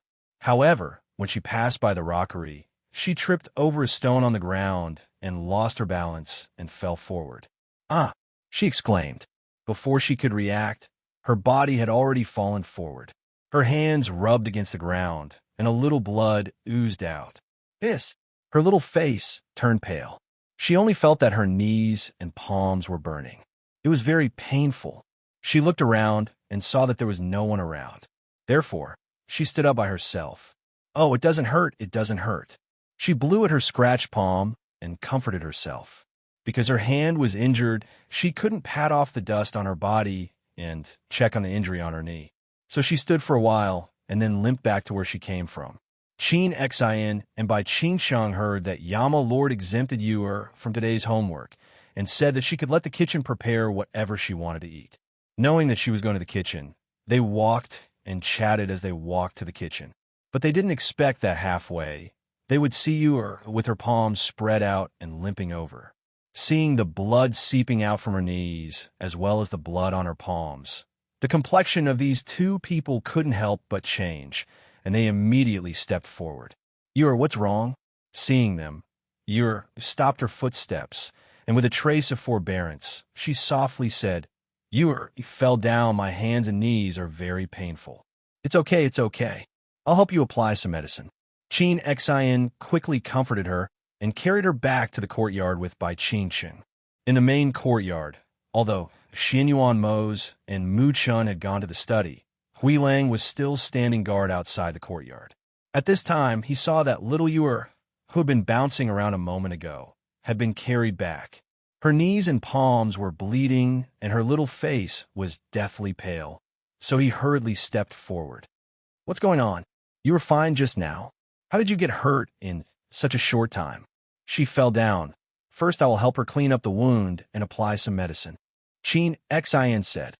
Then looking at the hand of Yuer, which was still bleeding, her heart couldn't help but sink.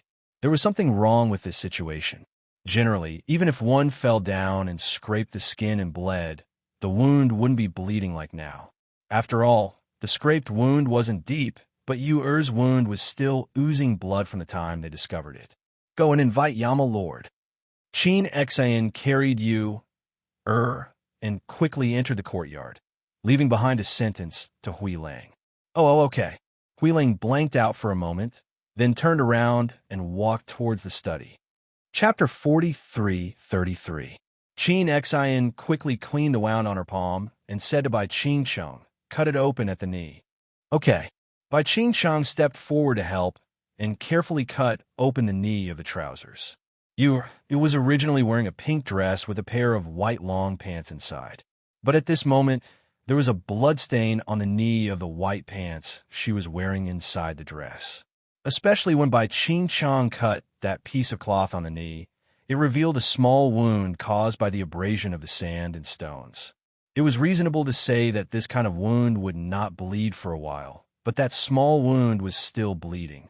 Looking at it, one's heart also followed suit. This medicine will hurt a little, but won't bleed for a while. Bear with it for a while. Qin Xian said softly. After seeing her nod, she took out the medicine to stop the bleeding and sprinkled it on her palm. She had used her master's hemostatic powder. Fortunately, once the powder was sprinkled on the wound, the blood stopped oozing out of the palm very quickly. In the study, Xianyuan Mose was teaching his son how to hold a brush, and right when he saw Hui Lang rushing in. Master, Yu-Er fell, and her hand and knee are bleeding. Hearing this, his son's hand that was holding the brush paused, and the ink dripped onto the white paper and melted. In the next moment, he put down the brush and asked in a deep voice, "Did you fall very badly?" As he spoke, he had already walked out of the study table. When Mu Chen heard this news, he was also stunned for a moment. He quickly got down from the chair and planned to take a look. The trousers at the knee area are stained red with blood. I saw that her little face was a little pale. Qin Xian asked me to come over and invite you, so I came over immediately. Master, quickly go and take a look. As Grey Wolf spoke, he saw his master pick up his son from the side and bring him out. In the blink of an eye, the two people, one big and one small, disappeared from his sight. Hey, wait for me! Hui Lang shouted and quickly chased after them. Lung Hua and the others went outside to deal with some matters. When they returned, they faintly heard Hui Lang's voice and went in the direction of the sound. They did not see the Yama Lord and only stopped Hui Lang. What's wrong? Lung Hua asked, not knowing what happened. Hey, you guys are back. Just in time. Let's go to the main courtyard to see little Yu-Er. She fell, but I don't know what happened, but it seems that her injury is not light. I just came to tell Master that he is now taking little Chun to the main courtyard. Before he could finish speaking, he saw that they had already gone to the main courtyard. He immediately chased after them. Why? Even if you don't listen to me, you should at least wait for me. Why should I wait for you? It's not like I don't know the way. Wei Feng turned back and glanced at him. The next moment, he also started walking. Hui Lang muttered all the way to the main courtyard, but he saw that the people who arrived first could not enter the room and could only wait in the courtyard. He immediately went forward and looked at Yi, who was guarding outside the room. Why are you all here? Are you not letting us in? Her wound is being treated. Why are you all going in? Yi said and glanced at them. Just wait here. I heard from Qin Xian that the bleeding seems to have stopped. Didn't she fall? Why does it sound so serious? Fan Lin asked in confusion. I don't know. He shook his head and said. Chapter 43:34. It doesn't hurt anymore. Little Yu shook her head as she spoke. Seeing that so many people were worried, her little face was full of guilt. It's all Yu-Er's fault. Yu-Er wasn't obedient and didn't walk properly, so I fell. Seeing his youngest daughter's expression, how could Xianyuan Mose bear to scold her again? He only gently patted her head and said, It's all right.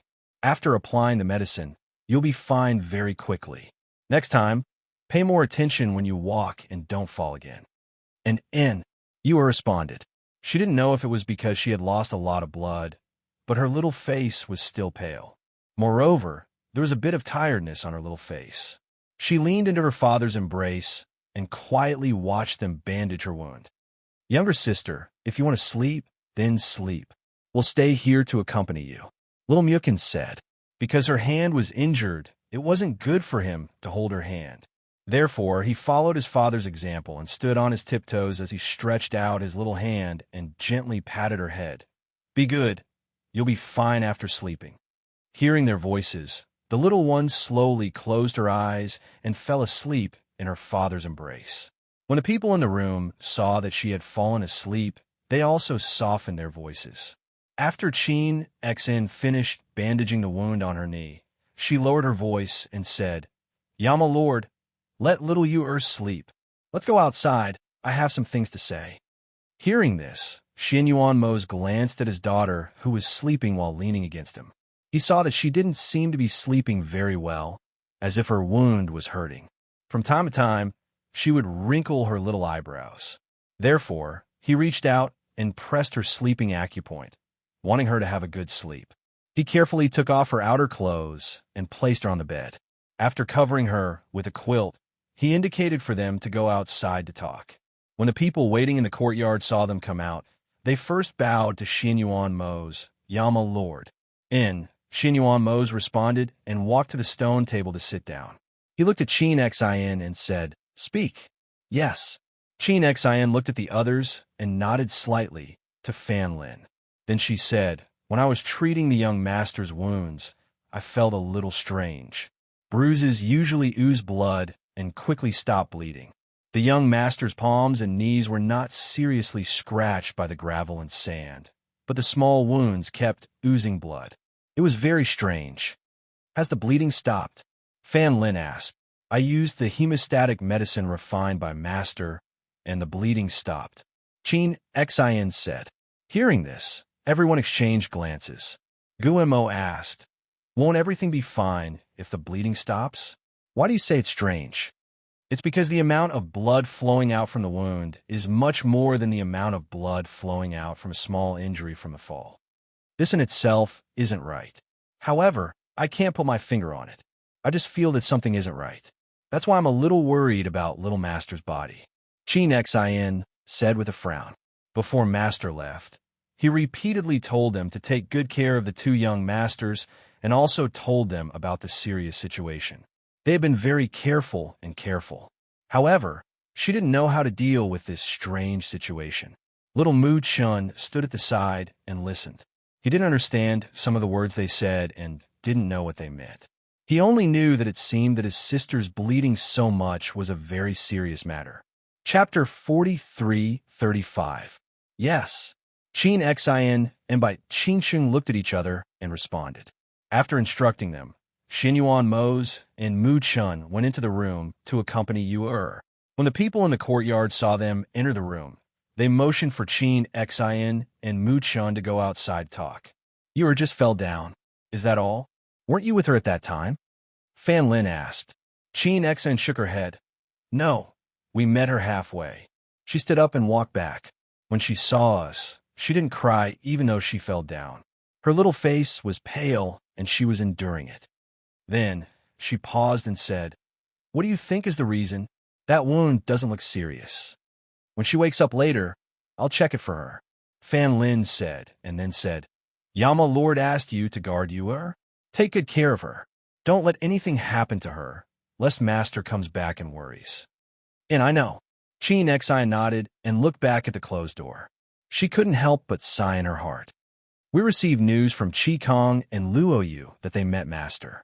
The matter over there is almost settled, and they're already on the way. It won't take long for them to reach home. Lung Hua said from the side. Seeing that there was nothing else to do here, he said to everyone, Go and rest first. Chin Xin, Qing Sheng, and Hui Lang are here to guard. We'll come back later to take a look. They looked at each other and nodded. Because they went out to deal with the devil cultivators, they just came back. But they didn't expect to hear the news of Yu-er's injury as soon as they got home. But no matter what, the wound was already bandaged and she was fine. They went back to rest and thought that they would come back later to take a look. Chin Xin, Qing Sheng, and Hui Lang stayed in the courtyard until night fell. In the room, Yu-er, who had slept, opened her eyes and saw her father and brother sitting by the bed. She softly called, Father, brother. Yu-er, are you hungry? Get up and eat something before you sleep. Xin Yuan Mose picked her up and helped her put on her coat. Then he held her in his arms and called out to the outside, "Bring the food in." When Qin Xian and Bai Qing Cheng heard her voice, they responded. Qin Xian walked inside, while Bai Qing Cheng went to the kitchen to bring the dinner over. "Yama Lord, let me check you Er's pulse again," Qin Xian said, and came to their side. "Looking at you she asked. "You do your hands and knees still hurt?"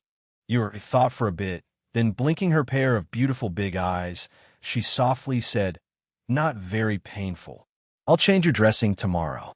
Come, let me feel your pulse." Qin Xian said softly and asked her to stretch out her hand. The little one obediently stretched out her hand. After watching her take back her hand, she said, "Aunt Qin, you is not sick." Listening to the little one's soft words, Qin Xian's heart softened. She softly said, "And you is not in pain. Aunt Qin will check you You don't need to take medicine." After saying that, she took a step back and bowed to Xin Yuan Mose. "Yama Lord, you body is fine, but her hands are injured. It's not good for her to eat. Do you want to feed her? Or should I do it?" "Benjun will do it," Xin Yuan Mose said, and said to Mu Chun, "You eat by yourself." Chapter 43:36. "Okay," the little one answered obediently and raised her head to look at her father. Xin Yuan Mose scooped up some chicken soup for her to drink and said, "Drink this bowl of chicken soup, then eat some rice. Tonight's dishes are all your favorites. After you're done eating, there will be dessert, lotus cakes." Yes, Yer loves lotus cake the most." Yer smiled, and her little face overflowed with joy. Her pair of eyes curved into crescents, and she obediently opened her mouth to eat. Because her knee was injured, they did not let her get out of bed to walk. After the meal, Fan Lin also came to check her pulse. Just like Qin Xian, he could not find anything. The next day, when Qin Xian helped her change the dressing, she saw that the wound was almost healed. She was relieved and thought that maybe she was overthinking. Since the wound was healed and there was no abnormality in her pulse, she should be fine. After another 2 days, the injuries on Yu's palms and knees were completely healed. After staying in bed for a few days and not walking around, the bandages on her hands and knees were removed. She happily jumped on the ground and walked out. "Little sister, I'm going to practice calligraphy. Do you want to come?" Muchin came to her side and asked, "Practice calligraphy? But my hand is just healed. I don't want to practice calligraphy," Yu said, and her little face wrinkled. Hearing this, Muchan thought for a while and said, "Then I will practice calligraphy and you will memorize?" Okay." She then smiled and nodded in response. "I will hold your hand." Muchun took her hand and led her to the study. Qin Xian and Bai Qin Cheng, who were following behind, saw this and could not help but smile. The two little masters were really very likable. They were so obedient and sensible at such a young age. In the study, Xin Yuan Mose was copying some words for the two children to practice their handwriting. When he faintly heard their voices, he put down the brush in his hand, tidied up the things on the table, and walked out. "Daddy!" As soon as the door opened, the two little fellows called out, "And come in," Xin Yuan Mose said as he gestured for the two of them to come in. At the same time, he asked, "What does you want to learn today?" "Daddy, you're is memorizing books," the little one said with a smile. "All right, then memorize the 3-character classic. Memorize it first, then write it down from memory." As Xin Yuan Mose said, he bent down and picked her up. He walked to the 2 small desks that were specially made for the 2 little guys and put her down. After giving her the 3-character classic, he went to another desk to teach Mu Chun how to write. One of the children was immersed in writing, while the other was reading the 3-character classic with his back to the book. Their eyes fell on the portrait on the wall of the study. At birth, man's nature is good. Their natures are similar, but their habits are different. Yu closed the book and carried it on her back. Her pair of small hands were supporting her cheeks as she looked at the portrait on the wall. It was a portrait of her mother, personally drawn by her father. Her mother was very beautiful in the drawing. Their mother had left the house before they were sensible enough to recognize her. Vaguely, they seemed to have a vague impression of her. However, ever since her father drew this portrait for them, Their mother's appearance had been imprinted in their minds. Children don't learn. Not suitable. Young don't learn. Old. Because she was distracted, she forgot what was next. She was about to flip the book when she heard her father's voice. Chapter 43:37. Young don't learn. Old don't learn. She hurriedly recited and saw her father standing in front of her. Why aren't you paying attention? What are you thinking about? Xinyuan Mose asked. Yu blinked and glanced at the portrait on the wall. She whispered, You are Mrs. Mommy. Hearing this, Xinyuan Mose turned sideways and looked at the portrait of Fengjiu in red hanging on the wall. The person in the painting was looking at them with a smile. His eyes softened and he reached out to ruffle his daughter's hair. Your mother will be back soon. It won't be long before you can see her. Hearing this, the two children's eyes lit up. Really? Mommy is coming back? When will she be home? She is already on her way back. As for when she will be home, it will depend on her footsteps. Xinyuan Mose's lips curved slightly, and his eyes were smiling. All right, you two stay here and practice your calligraphy. Daddy will go out for a while. Okay. The two little guys nodded. After watching him leave the study, Mu Chang got down from the desk and trotted to close the door before coming to Yuer's side. Brother, Daddy said Mommy is coming back. We will be able to see her. Yuer's eyes were shining and her little face was full of excitement. Yes, Mommy is coming back. Mu Chen's little face also overflowed with excitement. He could only vaguely remember that gentle hug when he was young and the voice that coaxed them to sleep every night to make them feel at ease. That was their mother. Their mother was coming back. Brother, let's ask Aunt Chin and the rest to take us to make new clothes tomorrow. I want to wear a beautiful new dress and wait for Mommy to come back.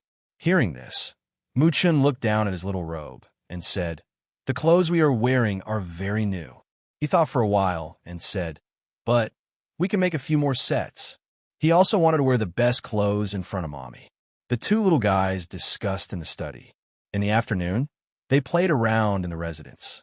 In the evening, Yuer returned to the courtyard first, but when she passed by the garden, her footsteps paused and her eyes looked ahead. Yuer, what's wrong?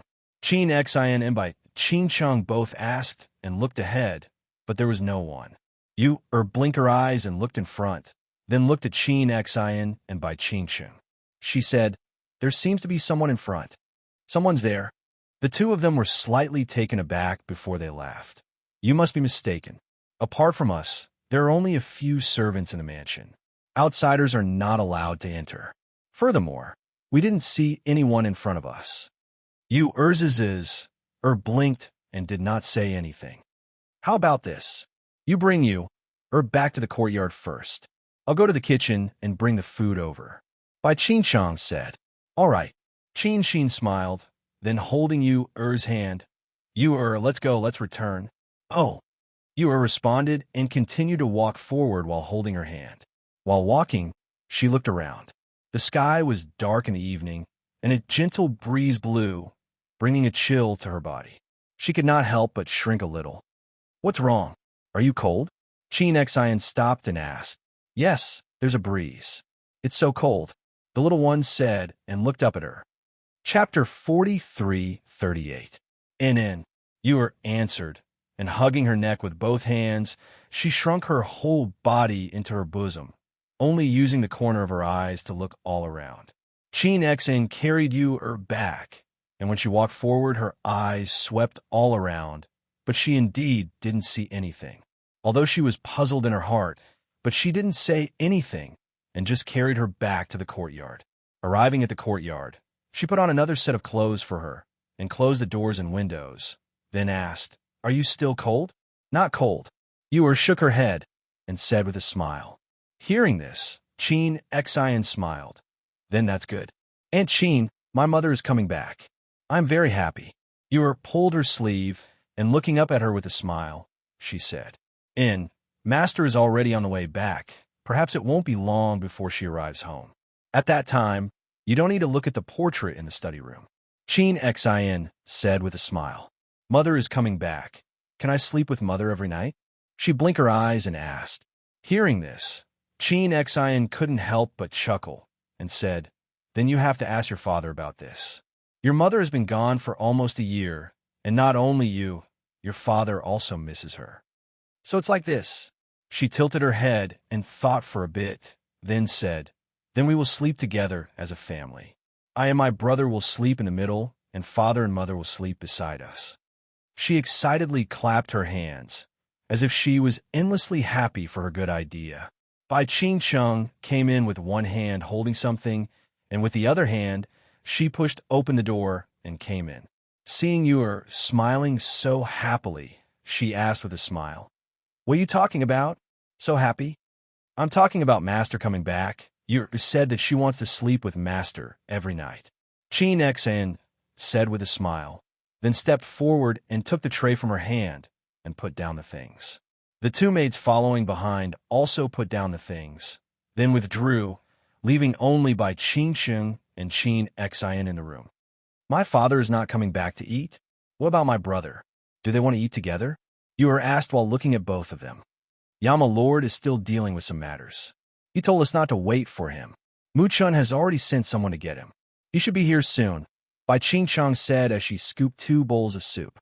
"Sister." Mu-chun walked in and saw that there were only the 3 of them in the room. He walked to the table and sat down. "Big brother eat," Yor said while sitting there looking at him.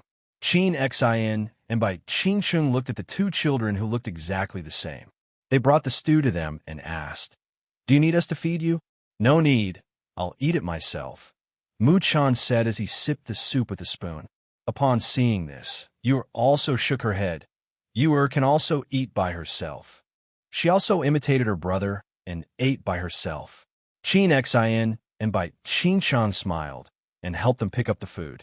After the meal, the 2 asked the maids to come in and clean up the dishes on the table, then prepare to help them bathe. At night, Yor, who was sleeping soundly, suddenly frowned. Her hands tightly grasped the quilt, and cold sweat seeped out of her forehead. Xinyuan Mose had not returned, so Bai Ching-chung was guarding outside the room.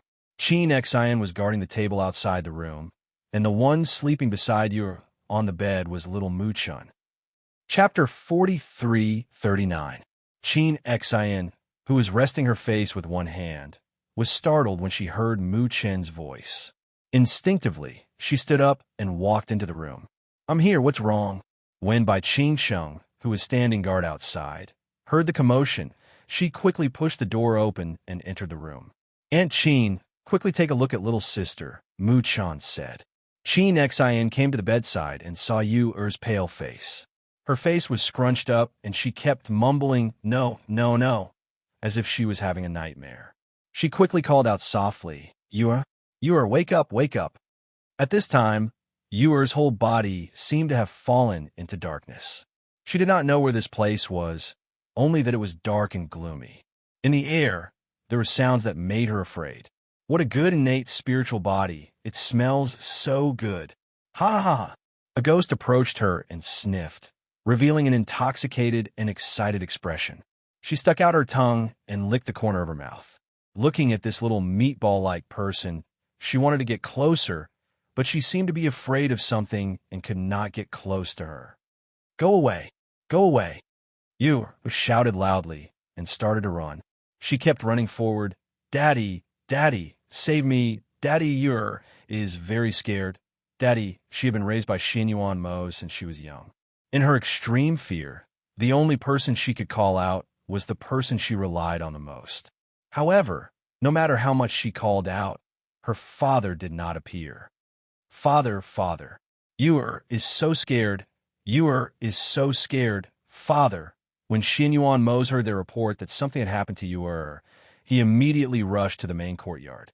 When he arrived at the room, he saw that the little one's face was deathly pale. She was so frightened that she was drenched in sweat. She was waving her hands wildly and shouting for him. "Yor, father is here. Father is here. Wake up." Xinyuan Mo called her name.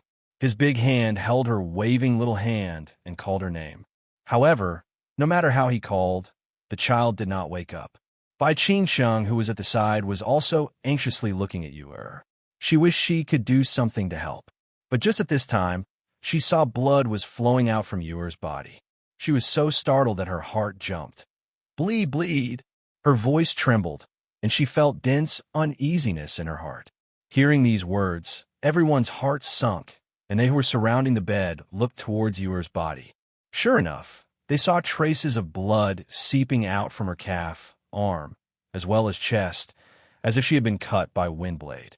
Seeing this scene, the black pupils of Xian Yuan Mo's shrunk, and terrifying, monstrous killing intent gushed out from his eyes.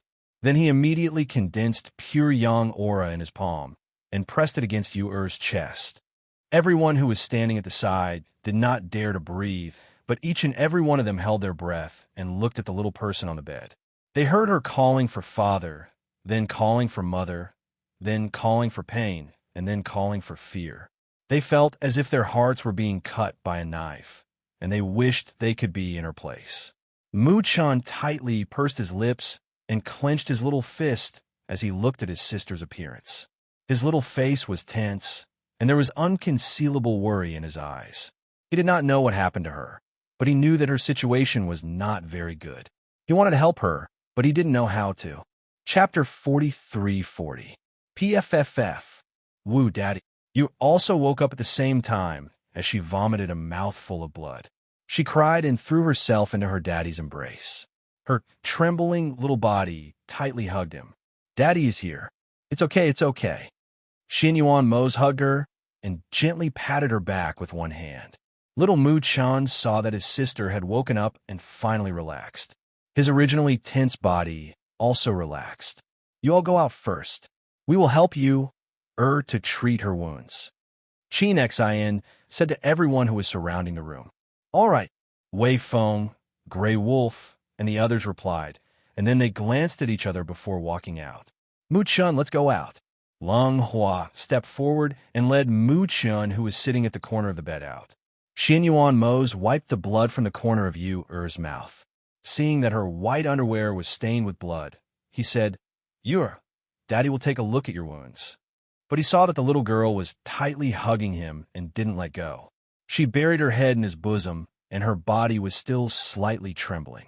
Seeing this, he was worried about her injuries. He felt pity and self-reproach in his heart. His daughter was still so young, but she was scared to this extent. Yuer, be good. It's okay. Daddy is here. It's okay. He could only gently comfort her. He gently patted her head. When he felt that her trembling gradually subsided, he opened his mouth. It's okay. Daddy will accompany you. Come, let Daddy take a look at your wounds. Your wounds are bleeding. I need to apply medicine. Yuer, who was shrinking in Xian Yuan Mo's embrace, blinked her eyes. Suddenly, she cried loudly. Wah, woo-woo. Daddy, Yuer is very scared. Yuer is very scared. Daddy is not here to save Yuer. Mother is also not here. Brother is also not here. Uncle Hua is also not here. Uncle Hui Lang is also not here. Aunt Qin is also not here. Yuer is alone. She convulsed and cried loudly, as if she wanted to vent the fear in her heart. Her tears were like a flood that broke through the dam, unstoppable. As Xian Yuan Mo's listened, his heart tightened. How scared was his daughter at that moment? How helpless was that? He hugged her tightly and could only say, It's Daddy's fault. Daddy didn't protect Yuer well. It's Daddy's fault. When the people outside heard the conversation inside, they were all silent and their faces were tense. What do you think is going on? Hui Lang asked, in spirit. Wei Feng's face sank as killing intent surged within his eyes. How can a ghost have such an ability? If it was a ghost, it wouldn't be able to enter our house, let alone by Yuer's side. No, it should be a dream, Guamo said in a deep voice. His originally cold face became even colder. Right now, I just want to know if the Yama Lord has destroyed the thing that's pestering Yuer. If she sleeps again, will she? As Lung Hua spoke, his voice paused and he sighed silently.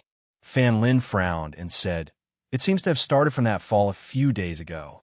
That fall wasn't normal, but it didn't show, but unexpectedly. Everyone was silent, not knowing what to say. They also didn't want anything to happen to the two little masters, but when they saw you suddenly like this, they all thought of that old Taoist words. Chapter 4341. Inside the room, Qin had already treated all the wounds on Yuer's body. Fortunately, All of them were only superficial wounds, and after a trace of blood seeped out, there was no more bleeding. Merely, even if this was the case, but seeing those small wounds caused by wind blades on the little person's white and tender body, their hearts still clenched. After saluting, the two quietly retreated, leaving only the father and daughter in the room. After they came out, Mu-chan went inside again because he was worried about his sister. "How is it? Did you apply medicine to the wounds?" Lunghua asked. "I did. Fortunately, it's only superficial wounds. It's not a big deal," Qin Xen said and sighed softly. "She suffered so much at such a young age, my heart clenched just looking at her." "Where's Fan Lin?" Qin Xen looked around and didn't see Fan Lin, so she asked. "He went to the kitchen to boil a calming soup. He said that Yu was frightened and that she would feel better after drinking a bowl of it," Lunghua said. Hearing this, Qin Xen nodded, and she was frightened a lot. She used to be so smart, but now her voice is trembling a little. She also kept hugging the Yama Lord tightly and refused to let go. She's really frightened. Drinking a bowl of calming soup will make her feel better. In the room, Yu was nestled in Xianyuan Mose's arms, her small hands tightly clutching his robes. She whispered, "That person was very ugly. He kept chasing me and even stuck out his long tongue to lick me. He said that Yu has an innate spiritual body and that she smells good and is delicious." Yu kept running, and running. A cold wind blew on Yu, and Yu got injured. Yu kept calling for Daddy, but Daddy didn't appear. As she spoke, she raised her head, her eyes still filled with fear as she asked, "Father, will that person come again? We still want to eat Yu. Why would we want to eat Yu? Yu is not delicious." Xianyuan Mose's eyes were full of self-blame and pity. He gently rubbed her head and said, "Yu be good. Don't be afraid. With Daddy here, it won't dare to come again." Mu-chan watched and listened from the side.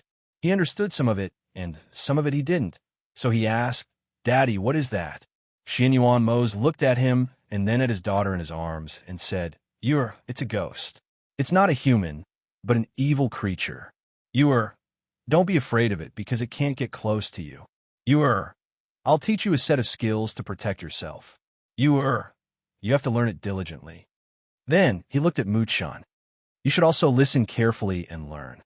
Mu-chan hummed in response and sat by the side. He listened attentively and memorized every word his father said and taught him. At this moment, Feng Jiao, who was on her way back, did not know that something had happened at home. They traveled on their swords from Azure Demon City. Even if there were any delays on the way back, about 10 days of travel would be enough. Therefore, their speed was not considered fast, but it was not slow either. Until one day, Lung Shuang, who was resting by the roadside, heard Lung Hua's voice and quickly came to Feng Jiao's side. "Master, Hua sent news that something has happened at home." Hearing this, Feng Jiao frowned and asked what happened. Qi Kong, Du Fan, and the others also gathered around and looked at Lung Shuang, waiting for her to continue. Chapter 43-42. Wounds caused by rubbing sand and stones usually stop bleeding after a small drop of blood. Even if you don't apply medicine, it will heal by itself in a day or two. But Mrs. Wound wasn't deep, but she lost a lot of blood. Since that day, Qin Xen helped to apply medicine and bandage her wound. She recovered after a few days. But last night, something happened again. Feng Jiao's heart jumped, and she said, "Continue." While Miss was sleeping, a wound suddenly appeared on her body. It was as if she was having a nightmare. Her small face was deathly pale, and she was sweating all over. But she didn't wake up. Finally, the Yama Lord used his yang qi and ancient pressure to protect her body. Only after she spat out a mouthful of blood did she wake up. They were discussing it. It is said that the Yama Lord said that it should be a ghost entering her dream. Hearing this, Feng Jiao's hands tightly clenched into fists. She asked, "Did Lung Hua say how Yu is now?" "Right now, the King of Hell is accompanying her day and night. However, Miss has been frightened. Although she drank the calming soup, her condition hasn't been very good for the past 2 days. Therefore, he wants to see if we can hurry back." Hearing this, Feng Jiao stood up and said, "I will go back first. You all can come back later." After saying this, she didn't wait for them to say anything.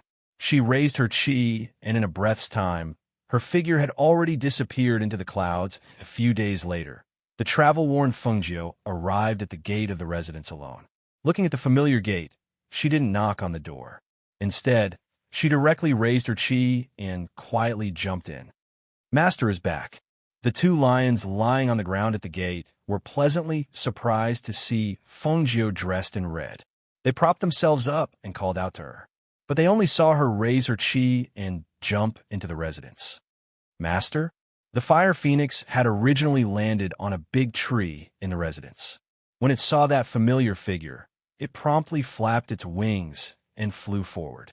Lung Hua, Fan Lin, and others were walking and chatting about Yu Er's condition.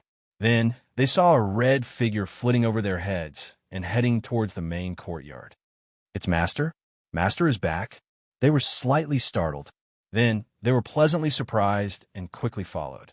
In the main courtyard, Xianyuan Mose was feeding Yu Er porridge. Seeing that she only ate 2 or 3 mouthfuls, he said in a low voice, "You must eat more, otherwise your body will not get well. Let brother eat, Yu is full." It had only been a few days, but she had lost a lot of weight and looked listless. Mu Chun, who was sitting beside her, said, "Mother's is, eat this bowl of porridge." Mother by Moses us by the side of mother's s's, fathers of us s uses us's ut s's asofs, u t tes s's and hers of course. T s sss her s mother s hers. Hers. U.S. mother is back. She shouted in surprise and hurriedly got down from her father's arms. She ran towards the red figure with her short legs. Mother, mother, you are Mrs. Mother. Mother is finally back. Chapter 43:43. Seeing that little person dashing towards them with her little legs and her little face full of excitement and joy, Fengjiu's heart softened. She hastily stepped forward and caught her daughter, who was dashing towards them. Her little body crashed into her bosom, and she felt that she was tightly hugging her without letting go. A low sobbing sound came from her bosom, and she could faintly feel that her lapel was wet. Hearing that soft sobbing sound, her heart tightened. She gently patted her daughter's back with one hand and gently caressed her head. She comforted her in a soft voice. "It's okay. It's okay. Mother is here. Mother is back." Mother. Yu raised her head from her bosom. Crying like a little kitten, her soft voice carried a bit of sobbing. She said, "You are Mrs. Mother. Mother will always accompany you, okay? Okay. Mother will always accompany you, For now on, Mother will always accompany you, She held her daughter's little face and gently kissed her forehead. "Don't cry. Are you crying like a little kitten?" While speaking, she used a handkerchief to wipe the tears on her daughter's face. Her finger lightly scratched her daughter's nose, and she chuckled. "Look what Mother brought back for you." With a wave of her hand, a snow-white nine-tailed fox came out from her space and obediently laid on the ground. It only raised its head to look at Yu and again looked at Fengjiu. "Little white fox. Mother, it's little white fox." When a little person saw the snow-white nine-tailed fox, she was surprised and happy. She hurriedly squatted down and wanted to pick it up, but she was only 2 years old, so she estimated that she was not as heavy as the nine-tailed fox. She was basically unable to pick up the nine-tailed fox. "Shrink a bit." Fengjiu glanced at the nine-tailed fox and commanded with her divine sense. Being swept by her gaze, the nine-tailed fox immediately flashed, and its body shrunk again. 8 of its 9 tails were also hidden, leaving only one outside. It was so small that it looked like a little white cat. Yu easily picked it up and happily giggled. While looking at Fengjiu, she said, "Thank you, Mother. Little white fox is really cute. It can also become small. Yu likes it very much. It's good that you like it. Let play with you first. Later, Mother will help you contract it. In the future, it will be your playmate. If you're in danger, just call it, and it will come out to help you." Fengjiu's gentle gaze fell on her body, and the expression in his eyes naturally overflowed with a kind of light called motherly love. "Mother." Muchen also ran over, but he did not throw himself into Fengjiu's arms. Instead, He looked at her with a hint of shyness, nervousness, and excitement. "Mother, I'm Mu Chun." He said his name with a serious face. "Yes, I know. You're Mu Chun, my son." Feng Jiu chuckled. Looking at the little fellow, he couldn't help but reach out and pull him into his arms, kissing him again and again. Come, let mother kiss little Chun." Feng Jiu said with a smile, hugging him and kissing his pink cheeks. When she saw the little fellow in her arms, blinking his beautiful eyes shyly at her, she couldn't help but chuckle. "Chinner, are you shy?" Feng Jiu teased him, saying, "When you were young, mother often hugged and kissed you like this, don't you remember?" Chapter 43-44. Mother kissed him. She kissed him so many times. The little guy's long eyelashes fluttered like two beautiful butterflies, and his pair of beautiful black eyes reflected his mother's face. Hearing his mother's words, he stretched out his small hands and hugged her neck, and his immature voice contained a strong affection for a child. "Mother, Chinner also misses mother. If mother goes out in the future, can you take Chinner with you? Doesn't want to be separated from mother." Hearing this, Feng Jiu's heart softened. She gently stroked his head and softly answered, "Okay, from now on, wherever mother goes, take Chinner with you." Me too. Yu hugged the little white fox and squeezed forward and nestled into Feng Jiu's bosom. Yes, Yu too. "Mother, there's also father," Yu said with a beaming smile. Looking at her handsome father, who was standing not far away with his hands behind his back, and again looking at her mother, who was as beautiful as a flower beside her, her small face was full of happy smile. "That's great. Mother came back. From now on, their family won't be separated. Okay, there's also your father. From now on, our family will be together and won't be separated." She softly smiled and looked at Xianyuan Mose in front of her. Two people's four eyes met, tenderness and longing intertwined in their eyes, and finally turned into unspoken deep affection. Xianyuan Mose came over, and when he came to her side, Feng Jiu also stood up and was embraced by him. "It's good that you're back." His deep and low voice, with his unique charming magnetism, entered her ears, making her ears go limp and numb, and making her heart ripple. Along with the slight raise of the corner of her mouth, a smile bloomed on her lips. "And I'm back," she softly said, and tightly hugged his waist, burying her face in his chest, and smelling the familiar smell of his body. She only felt exceptionally at ease. The two little fellows stood beside them and looked up at the scene of their father and mother hugging each other. They couldn't help but smile happily. Outside the courtyard, when Leng Hua and the others saw this scene, their hearts overflowed with a feeling called gratitude. Putting aside their noble status, they were actually just an ordinary family. A pair of adorable children, a loving couple, reuniting after a long time. This scene moved the hearts of those who had watched them walk step by step. They only felt an indescribable feeling spreading in their hearts. There was gratification, relief, and blessings. They quietly retreated, leaving the space for the family to reunite. In the evening, Leng Shuang, Du Fan, and the others returned to the residence. "Sister, Master came back before you." Leng Hua looked at Leng Shuang and saw the exhaustion on her face. He asked, "Isn't there a teleportation formation? Why didn't you use the teleportation array to come back?" Du Fan and the others sat down in the front courtyard, sipping tea and resting. Leng Shuang said, "We followed Qi Kong to deal with some matters on the way back, and on the way back, we didn't receive any news from you, so we didn't know that something had happened to little Mississippi." She then asked, "How is it now?" Chapter 43-45. Hearing this, Leng Shuang frowned and asked, "Didn't you think of a way to make her eat something? She's still so young. We can't go on like this." "Yes, Qin Xian and Qing Cheng have been trying different ways to make her favorite food these days, but they couldn't eat it and would stop eating after 1 or 2 bites. But today, Master came back and I saw you eat a bowl of porridge. Her appetite has improved a lot. She didn't have much energy these days, but seeing Master come back, she's been very energetic all day." Leng Hua said warmly. "That's good." Leng Shuang nodded and finally felt relieved. By the way, how was your trip? Did you take care of everything? Lung Hua looked at Qi Kong and asked, Don't worry, it's all taken care of. When we arrived at Azure Demon City, we didn't expect to meet Master and the others. With Master and the others around, it's twice the result with half the effort.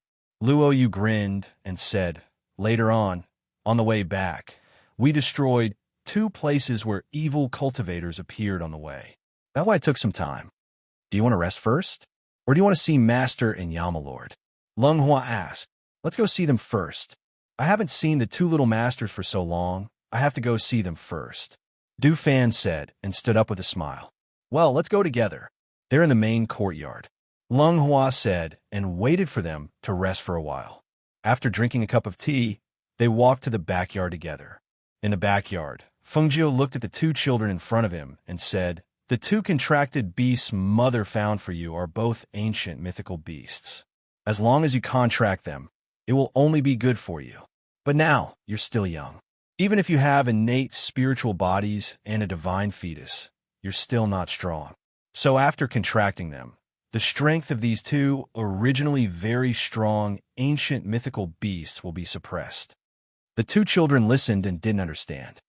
Mother, is Chun Er's contracted beast really a Qilin? Mu Chun asked curiously. Feng Jiu smiled and answered, Yes, it's a fire Qilin. Look. She waved her hand and released the fire Qilin from her space. The fire Qilin flew out. Because it didn't dare to cause too much of a commotion, it only circled around the courtyard. When it saw the fire phoenix resting on Feng Jiu's shoulder, it glanced and then looked away. Then it turned to look at Xianyuan Mo's, and finally, the human child who would contract with it. So it's this little brat? So weak. With that thought in mind, it circled around to Mu Chen's side, retracted the flames on its body, and laid down at his feet. How to be a Qilin? When he saw the fire Qilin lying obediently at his feet, he couldn't help but happily reach out and carefully touch the scales on its body, as well as the Qilin horn on its head. His beautiful eyes were filled with curiosity and surprise. Chin'er, do you like it? Feng Jiu asked with a smile. She rested her chin on one hand and watched him touch the Qilin horn. Yes, I like it. Mother, it looks very powerful. The little guy couldn't hide the excitement in his eyes. Qilin heard this and proudly raised its head. As if to confirm Mu Chen's words, it jumped up and flew into the air. It opened its mouth and spat a flame into the sky. Wow, it can spit fire. Chapter 43-46. Seeing the excited and shocked appearance of the 2 little guys, Fire Qilin's performance became more energetic. In the end, Feng Jiu was worried that its continuous spitting of fire would attract the suspicion of those people in the city, so he laughed and shouted, All right, come down. Don't show off. Fire Phoenix, who was standing on Feng Jiu's shoulder, disdainfully glanced at Fire Qilin. It disapproved of its fire-spitting trick. It was also of the fire attribute, and the fire it spouted wasn't ordinary fire. It wouldn't show off its fire-spitting trick like this. After Fire Qilin heard Feng Jiu's words, it came down and circled around before returning to Mu Chen's side to lie down. Looking at this scene, little Yu couldn't help but lower her head to look at the little white fox in her arms and asked, Mother, what can this little white fox do? Can also spit fire? It can't spit fire, but it's also very powerful. Feng Jiu smiled and then said, Come, put them here. I'll help them break the contract, and then help you to contract. When Lung Hua and Du Fan arrived, they saw Feng Jiu in the courtyard helping the 2 little masters contract 2 ancient mythological beasts. Therefore, they didn't disturb them and waited outside, quietly watching.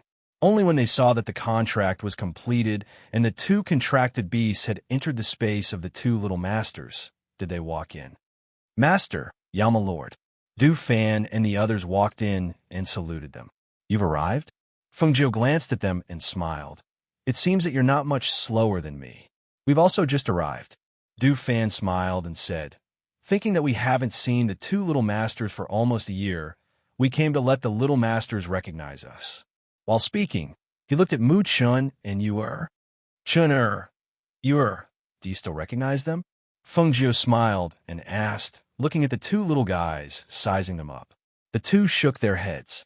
They didn't recognize them. Little master, I'm Du Fan. They're still young, so you don't have to call them little masters. As Fengjiu spoke, he looked at the two little guys and then at Du Fan and the others. You've seen them being born, so just call them by their names. Fengjiu paused and said to the two children, you can call him Uncle Du or Uncle Fan. They've been with Mother for a long time, so they're like family. You should call him Uncle, okay? Yes, yes. The two children nodded, then looked at Du Fan and called out, Uncle Fan. Seeing this, Du Fan hurriedly said, then we'll call them by their nickname at home and call them Young Master and Young Mistress in front of others. We can't do without rules. Up to you. Fengjiu said indifferently and didn't argue about how to address them. He just smiled and said, you can introduce yourselves. After all, you follow me out when they didn't know how to recognize people. It's normal that they don't recognize you now. Thus, the few people who went out introduced themselves. The two children were also well-behaved and obediently called them one by one. Chapter 43-47. In the courtyard, after the two children recognized them, Fengjiu let Du Fan and others go to rest first. After they left, only their family was left in the courtyard.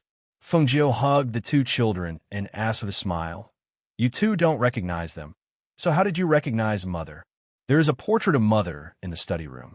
The two children said in unison. Oh, Fengjiu was surprised and looked towards Xianyuan Mo's. You left for nearly a year, and the two children also frequently said that they miss Mother, so I drew your portrait and hung it in the study room. A deep and low voice came out from Xianyuan Mo's mouth. His deep eyes looked at Fengjiu with deep affection and smiling expression. No wonder you threw herself at me as soon as she saw me. Fengjiu lightly smiled, and lightly scratching the tip of Yuer's nose, she said, I was thinking that after leaving for so long, you two little fellows don't know whether you will recognize me or not. No, Yuer recognizes Mother. Yuer hastily said. Chen also won't forget Mother. The little fellow also said with serious face. Looking at the two cute and considerate children, Fengjiu's heart softened. She touched their tender and smooth cheeks and said with a smile, Chen, and you are really obedient. Mother really loves you too. Finished speaking, she couldn't help but lean over and kiss their cheeks. The eyes of the two little fellows sparkled as they looked at her. Their limpid and beautiful eyes overflowed with joy and happiness. They could feel the kind of feeling their mother loved them so much that she was unwilling to part with them. Seeing their mother like them so much, the heart of the two little fellows was also endlessly happy. Yuer kisses Mother. The little one imitated her and raised her head slightly. She pouted her pink lips and kissed Fengjiu's face. With a muffled sound, the little one smiled so happily that her eyes narrowed. She hugged her mother tightly with her small hands and giggled. Mu Chun, on the other hand, was a little shy. He blinked his beautiful eyes and looked like he wanted to kiss her, but he was also a little shy. His little hands were clasped behind his back, as if he had not made up his mind. Seeing this, Fengjiu was amused and asked, Chun'er, do you want to kiss me? As she said this, she bent down slightly and tilted her cheek slightly to him. Seeing this, Mu Chun looked at her with sparkling eyes. He sneaked a peek at his father beside him. Seeing that he did not object, he leaned forward and carefully kissed his mother's cheek. He quickly pulled back and shyly lowered his little head. Good girl. Fengjiu chuckled and rubbed the two children's heads. Then he said to them, Go out and play. Mother has something to discuss with your father. She carried the two children down and placed them on the ground. She smiled and said, Go and see what delicious food the kitchen has prepared tonight. Okay, the two little fellows responded. After informing their father, they walked out hand in hand. After the two children left, Fire Phoenix, who had been parked at the side, also followed after them. Only Xianyuan Mo's and Fengjiu were left in the courtyard. Chapter 43-48. Hearing her words, Xianyuan Mo's said, I've been using ancient power to protect her these past few days. That's why she's been able to sleep peacefully. As you said, this ghost enters her dreams and isn't easy to deal with. He paused and said, Actually, I wanted to release Yuer's seal. Even if the ghost reappears when she falls asleep, I would let her burn it with the Red Lotus Hellfire. However, I was worried that she would not be able to control the Red Lotus Hellfire, so using the Red Lotus Hellfire to deal with it is a last resort. Yuer is still young, so I don't recommend it. Fengjiu said slowly. After thinking for a while, he said, Yuer has contracted the nine-tailed spiritual fox. Normally, if Yuer is in danger, it can come out to help. However, I don't know if the nine-tailed spiritual fox can appear in this dream. Xin Yuan Mose gently tapped the stone table with one hand, as a deep voice slowly came out of his mouth. Actually, there's another way, and that's to find the true body of that ghost and destroy it. Naturally, that way, it won't be able to cause any trouble. These days, I've tried to find the ghost's real body. However, I have found nothing. Hearing this, Fengjiu smiled and said, Then let me try. Xin Yuan Mose looked at her and asked, Yes, I will find the ghost's real body. She smiled, but there was no smile in her eyes. Instead, there was coldness in her eyes. She said lightly, After finding the ghost's real body, I will destroy its soul so that it will never be reincarnated. In the main courtyard, the couple, who had not seen each other for a long time, finished discussing the two children's matters and talked about the recent events. Others knew that the two of them were in the courtyard, so they did not disturb them. Instead, they prepared dinner. After dinner was ready, the two children called them to the front hall to eat. The group, who had not met for a long time, sat around the table and chatted until late at night. Xin Yuan Mose and Fengjiu each carried a sleeping child to the main courtyard. The two children were nestled in their arms, but in the end, they fell asleep in their arms. As they were worried that the night wind would cause them to catch a cold, the two wrapped the children in their coats and brought them back to the main courtyard. Qingsheng, prepare some hot water. I want to wipe the two children's bodies. Fengjiu ordered outside. Yes. Qingsheng, who was waiting outside, responded. She brought in some hot water and placed it on the small table beside the bed. Seeing the two children sleeping on the big bed, she said, Master, do you want me to do it? No, I'll do it, Fengjiu said. She took the handkerchief and soaked it in it before wiping their faces. Then, she untied their clothes and wiped their bodies. Only then did she ask Qingsheng to bring the water out. You have a child, go take a bath. Take a bath and rest early. I'll take care of the two children. Xin Yuan Mose walked over and told her to take a shower first. I'll go take a bath first. I'll come over later, Fengjiu said, letting her accompany the two children. Then he went out. Because he was worried that Yu would not sleep well, Xin Yuan Mose used his pressure to protect her. Only when the night gradually deepened did he see Fengjiu come back. Fengjiu saw that Yu was sleeping soundly under the protection of Mose's pressure, so he also lay down beside the two children. After rushing back, he was indeed somewhat tired. After lying on the bed and talking with Xin Yuan Mose, he also fell asleep. Chapter 43-49. The next morning, Fengjiu still hadn't woken up, but she felt that there were two eyes staring at her. She slowly opened her eyes and saw the two little fellows lying on the bed with their hands supporting their chins while staring at her. When she woke up early in the morning, she saw the two identical, exquisite little faces. She couldn't help but reveal a smile. Why did you wake up so early? We were worried that Mother would disappear when we woke up, but when we woke up this morning, we saw Mother sleeping beside us. Mother, you were snoring like a little pig just a moment ago. Yuer said with a beaming smile. Her pair of beautiful eyes curved into crescent moons because of her smile. Mu-chan, who was at the side, didn't speak, only blinking his pair of sparkling eyes looking at his mother. Really? Mother was actually snoring? Fengjiu was slightly surprised, with a surprised expression. Her appearance amused the two little fellows, and the two little fellows giggled. Their little body rolled over and over on the bed, and again rolled in her bosom.